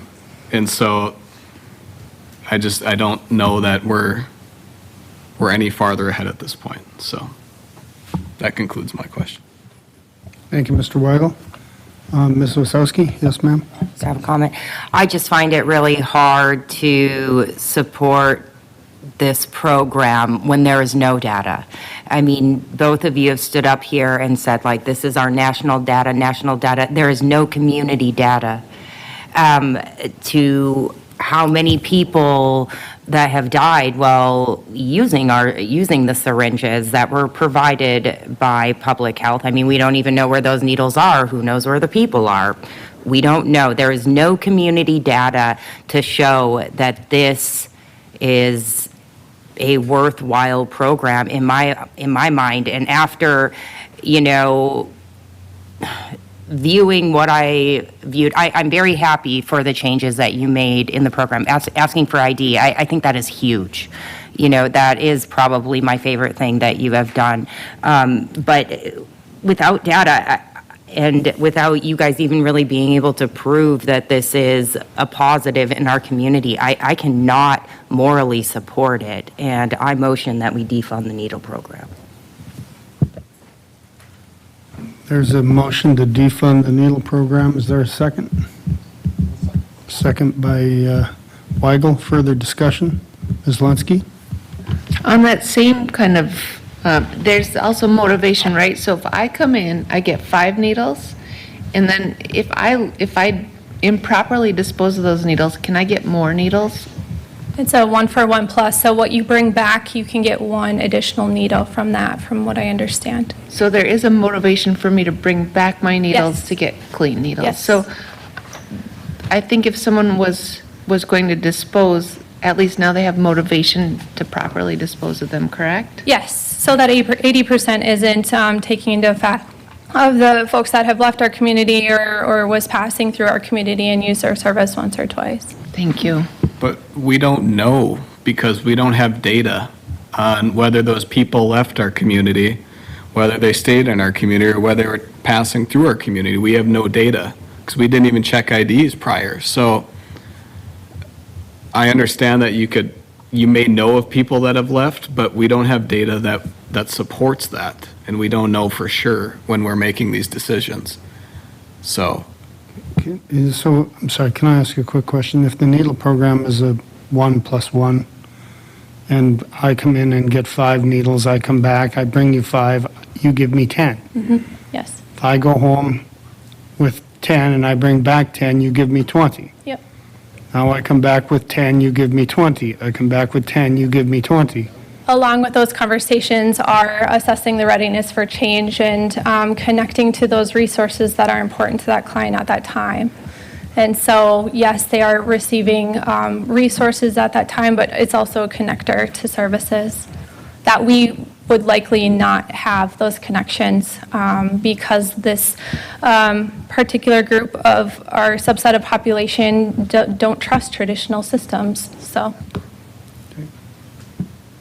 Osowski? Yeah, so I guess if the purpose of this program is to engage, shouldn't we be giving them one, they come back, we get another engagement, they get another one? I mean, you're prolonging the time even in between your engagements by doing the 1 for 2 or whatever it is you guys do by handing out more needles. That just, if your purpose is engagement, then how can you state that that program is even helping when you're just sending them out with more drug supplies? Once again, we are not going to find these people in the public. They're coming to us, and so they come to us when either they want resources or they want to be connected and have somebody that cares about them, have a conversation with them. And so if that's what that takes, we're willing to be that at this point. Mr. Weber, yes, sir. I think we all agree that there's harm and danger in illicit drug use, and we all agree there. But the idea that we should ignore that harm and do nothing, I don't think any of us want to do that either. And so harm reduction is one approach to addressing this. And Ms. Hartzell, you've already mentioned people are 5 times more likely to reduce or to cease. Is that a national statistic?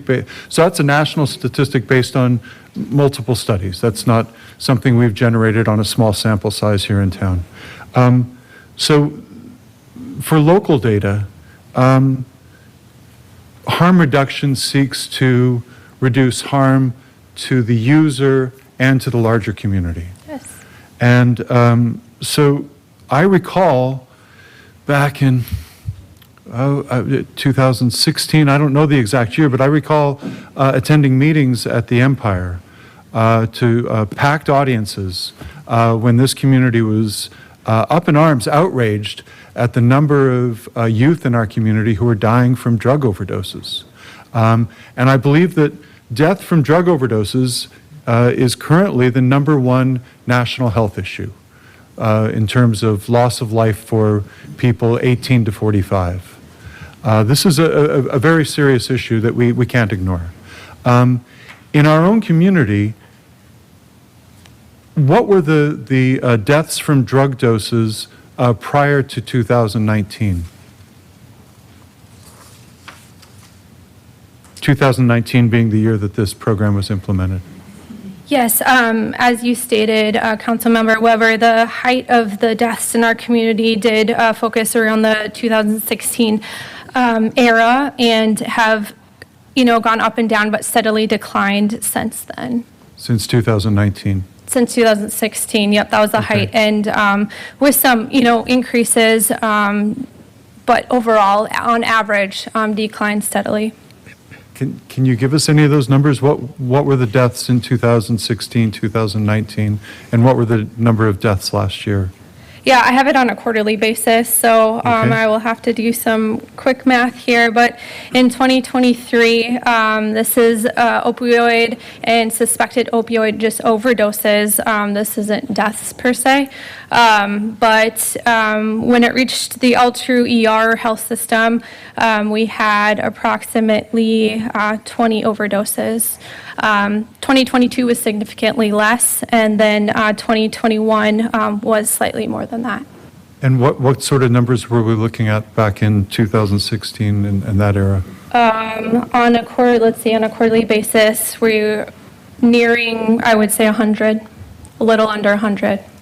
Okay, so almost 5 times the number of overdoses back during that period compared to recently. So that's affecting the users and their families and their community. But as far as direct health impacts on the larger community, another important aspect of needle use, illicit needle use, is hepatitis C infections. Yep. Do we have similar data nationally or locally around that? Yeah, so both on a state level as well as a local level. I believe the state peaked right around 2016 as well. Our local community peaked right around 2018, and both state and local data have decreased since then. Can you, okay. So we've seen a decrease in hepatitis C infections as well Yes. since the implementation of the needle exchange program. And so this must be a very expensive program. What does it cost the city for this program? $0. $0.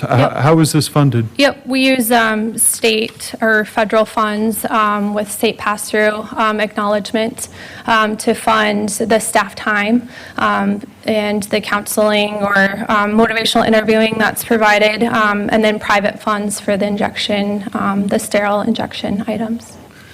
So national studies, large sample sizes indicating 5 times more likely to reduce or cease when these programs are available.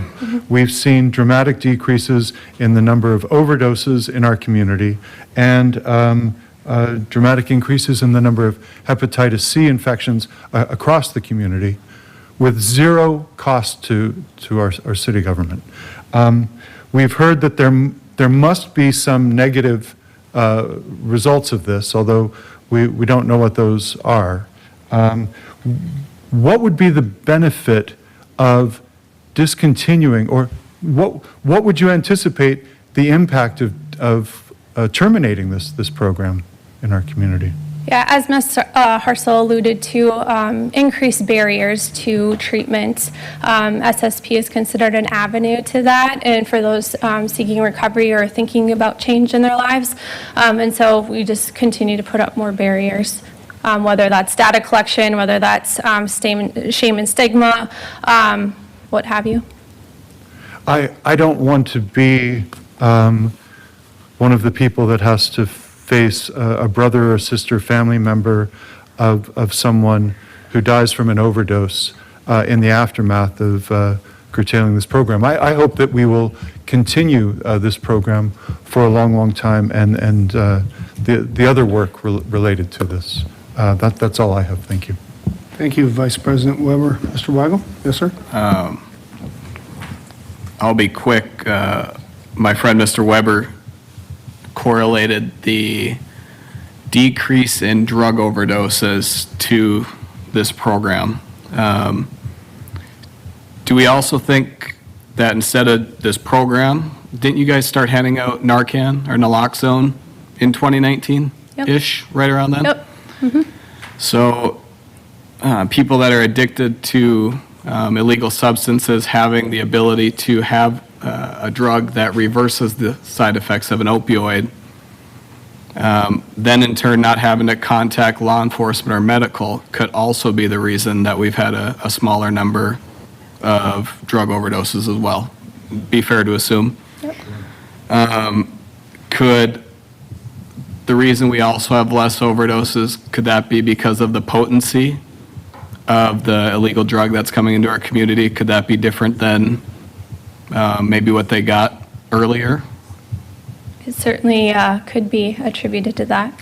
And it could also be that maybe the drug task force has been able to wipe out and cause supply and demand issues with arrests for drug dealers in our community. So there's lots of reasons that overdoses could be going down.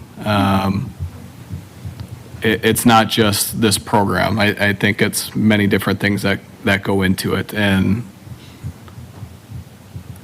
I think we need to keep all those things in front of us as well. Sure, absolutely. In fact, when you're dealing with a public health crisis of this magnitude, you want to bring every demonstrated effective tool to the table. Yeah, absolutely. Yeah. There's not a one-size-fits-all, especially with hard-to-reach populations. Getting Narcan in their hands is important. If you're not having regular contact with them, it's hard to do so. Mr. Veen? Yes, sir? Yeah, thanks for the update and the presentation. I think Mr. Weigel talked about the pluses and the minuses, try to balance it. What's the overall benefit to us? And it seems like with whatever we do that's positive, there's some negative potential for it too, right? And so there's a balancing act, and we don't have good data to describe exactly what's happening in Grand Forks. We do have nationally that shows it, so that's the best available evidence is a national. I don't know if we're much different than the rest of the nation. I would assume, though, we're probably fairly similar in receiving that.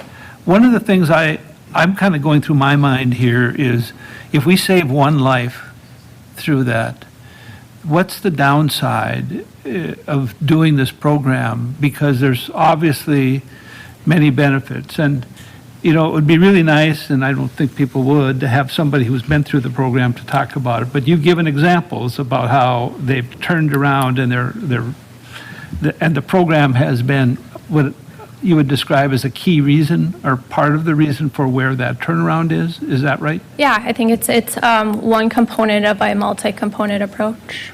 Would there ever be any opportunity to do some type of a mock visit or something to the location to see what happens, talk to a counselor, do something along that lines to hear from them firsthand besides administration? Yeah, absolutely. We'd welcome that. That maybe that would get us in touch with at the level where it's actually being implemented. Yeah, absolutely. That could be at least a resource for us. Yep. So I guess that's what I'm kind of talking about. I know that there's pluses and minuses, just like you said. It just seems like if you save a life, it's good. It's worth it.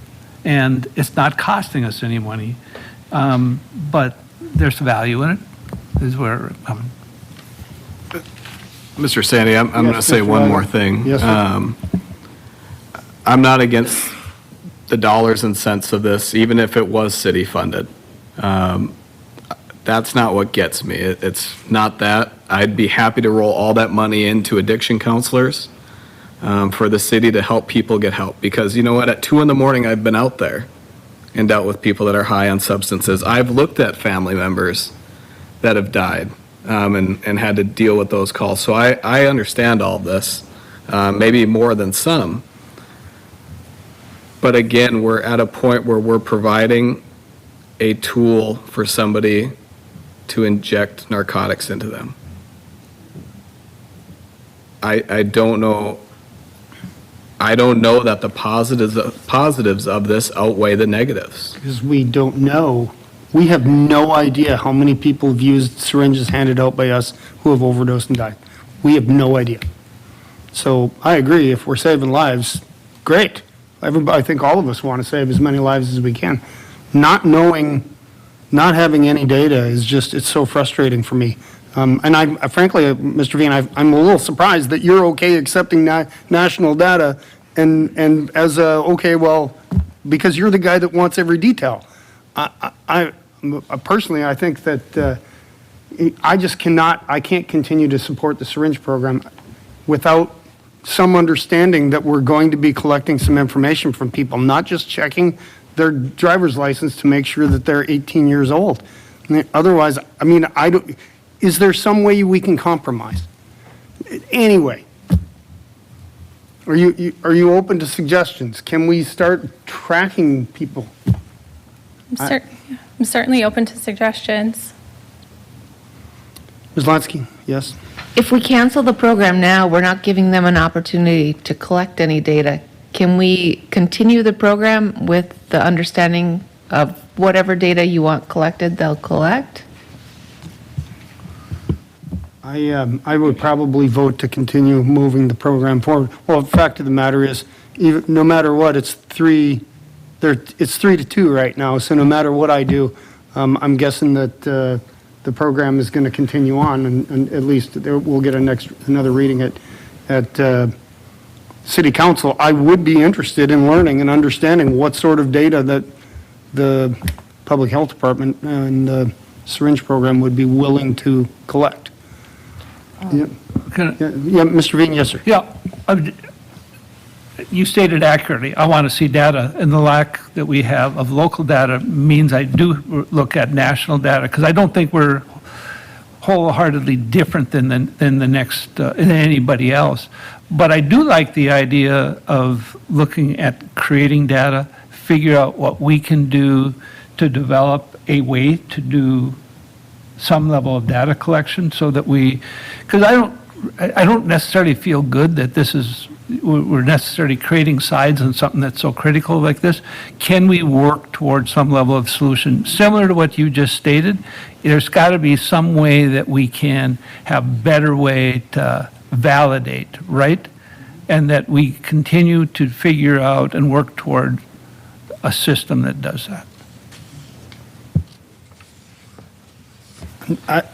I don't know what data to track. I mean, that's like, I'm not the person, I wish I had this magic 8-ball where I could say, well, I want to know, first of all, I want all the syringes per person that are handed out so that we can track which people. As we heard earlier, there are people that don't let their dogs, they don't keep their dogs in track. Their dogs are running free all the time, and we have to consistently go back and find their dogs. I have to believe those people are at least as responsible as intravenous drug users. But we're not tracking the drug users that we're giving syringes to. I'd like us to track the people that we're giving the syringes to and figure out who's giving them back, rather than giving them one-to-one when they come back to us. That's one of the things that I'd like to see. And maybe to not, of course, follow them by name, but by number or something. However, yeah, I'm not saying, I don't want to lock these people up. I want them to get the help that everyone else wants them to get. That's not my point. I don't think we should be calling PD. PD has other things to do, especially if people are willing to come and see our professionals at the public health department. So how can we figure out how getting those people that are seeking, we'll call it seeking help, they're seeking whatever they're seeking, how can we figure out if we're making the difference that Mr. Weber thinks we are, Vice President Weber? Because we might be doing better. I hope we're doing better. We could be a test case for the nation to follow. I just don't know. I have no idea. Yes, Ms. Wasowski.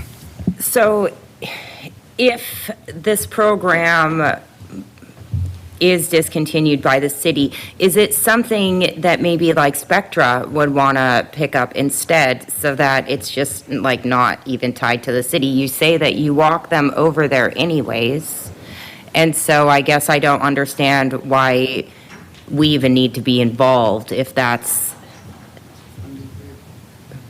just for funding.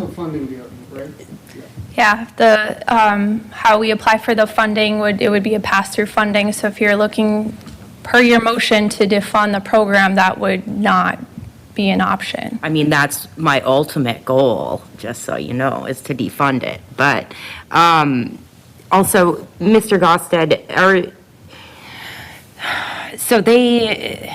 is this state law that we can't track this data? Or like, is there anything we can do that is lawful, that complies with state law, where we can collect additional data? Who writes, because they write the rules on this program, right? Does the state or?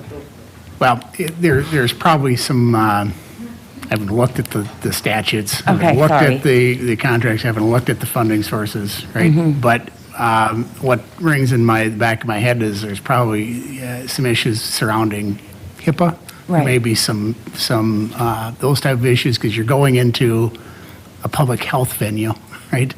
And so I think what Council President Sandy and Council Member Veen are talking about is collecting maybe some anonymous type of data that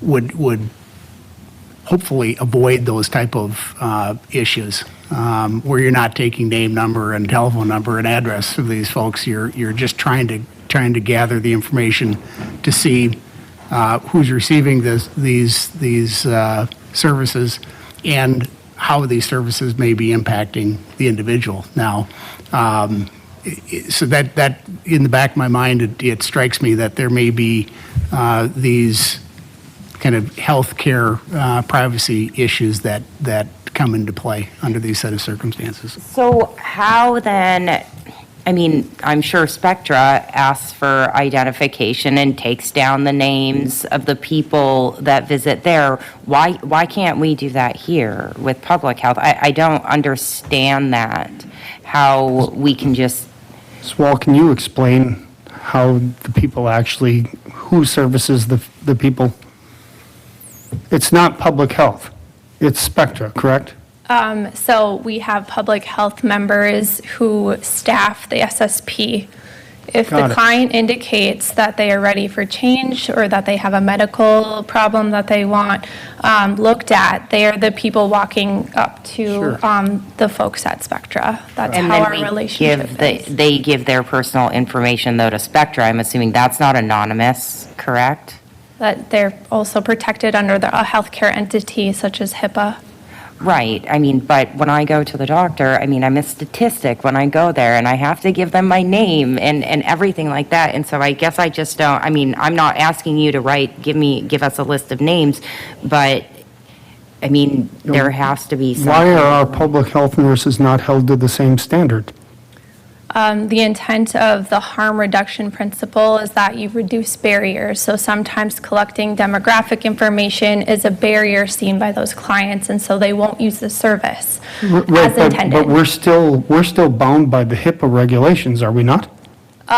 Yes, this. So, I'm sorry, go ahead, finish your thought.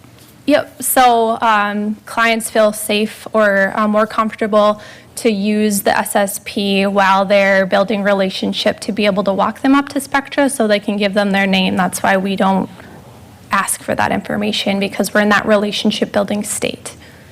How do you know that? How do you know they feel more? Do you ask them, do you feel more comfortable if I don't ask you what your name is? That's where we lean on that national data, the 30 years of national data that have been researching these programs, and that's the best practice that have come from that. Right. This isn't stuff that you just made up locally. This is 3 decades of harm reduction studies. And it's, I'm guessing that there may be some connection to the funding requirements, but at its base, this is best practice. People are not proud of being illicit drug users. And we want to do everything we can to catch them at the opportunities when they're interested in kicking their addiction, when they're ready to do that. I'm sure that nearly all illicit drug users want to end their addiction, but that doesn't mean that they're ready to do the work.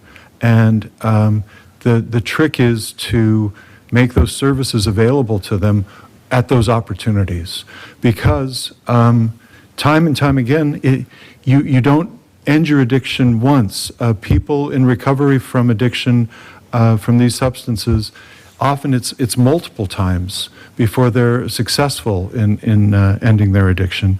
And they often are hiding this from their family, from their friends. They certainly don't want to announce this to the community. And so whether it's a requirement, which I suspect it is, but I don't know that, it certainly is best practice. Best practice based upon 3 decades of harm reduction policies. I'm not sure they would be announcing it to the public when they're providing their information to a nurse. Feels like announcing it to the public. To- when you you're don't going up know to a that. stranger. Well, yes, actually, we do know a fair bit about the mentality of addicts and what they're going through, both anecdotally and statistically. This isn't stuff that's just being made up locally, as Ms. Wall has pointed out. 3 decades of harm reduction studies. There's a reason for this. This is an effective tool. We don't want to use just one tool. We need multiple tools, and this is We don't one know effective it's an tool. effective tool.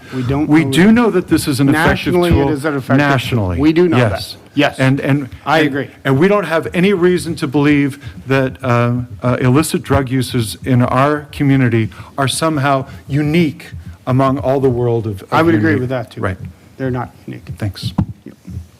Council President Sandy, we got a couple weeks, whatever you approve today, but I think the message is clear that you would like us to, the best we can, identify statistics, data that we could report on locally that would help determine the effectiveness of the program. So I would ask Public Health and Ms. Wall and their partners to come back with some statistics or some data that we could report on that wouldn't identify and then you would have a determination. So we've heard here now that you'd want more local information.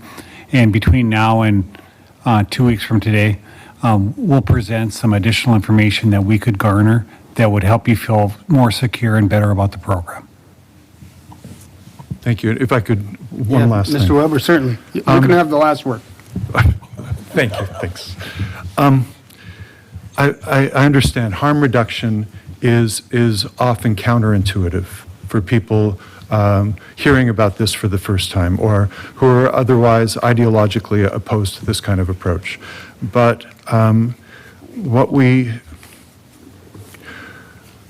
do know is that it's counterintuitive until it is your brother or sister, your friend that goes through this. And then you may want punishment for all the others, but you recognize that your family member is somehow different. And then harm reduction makes all the sense in the world, that they just need this one more opportunity to beat their addiction. And that's what we're asking for here, is not to consider these people to be others in our community. These are people in our community. These are our neighbors and friends, and we may not even know of addicts who we are closely connected to. I look forward to hearing more in a couple weeks. Thanks.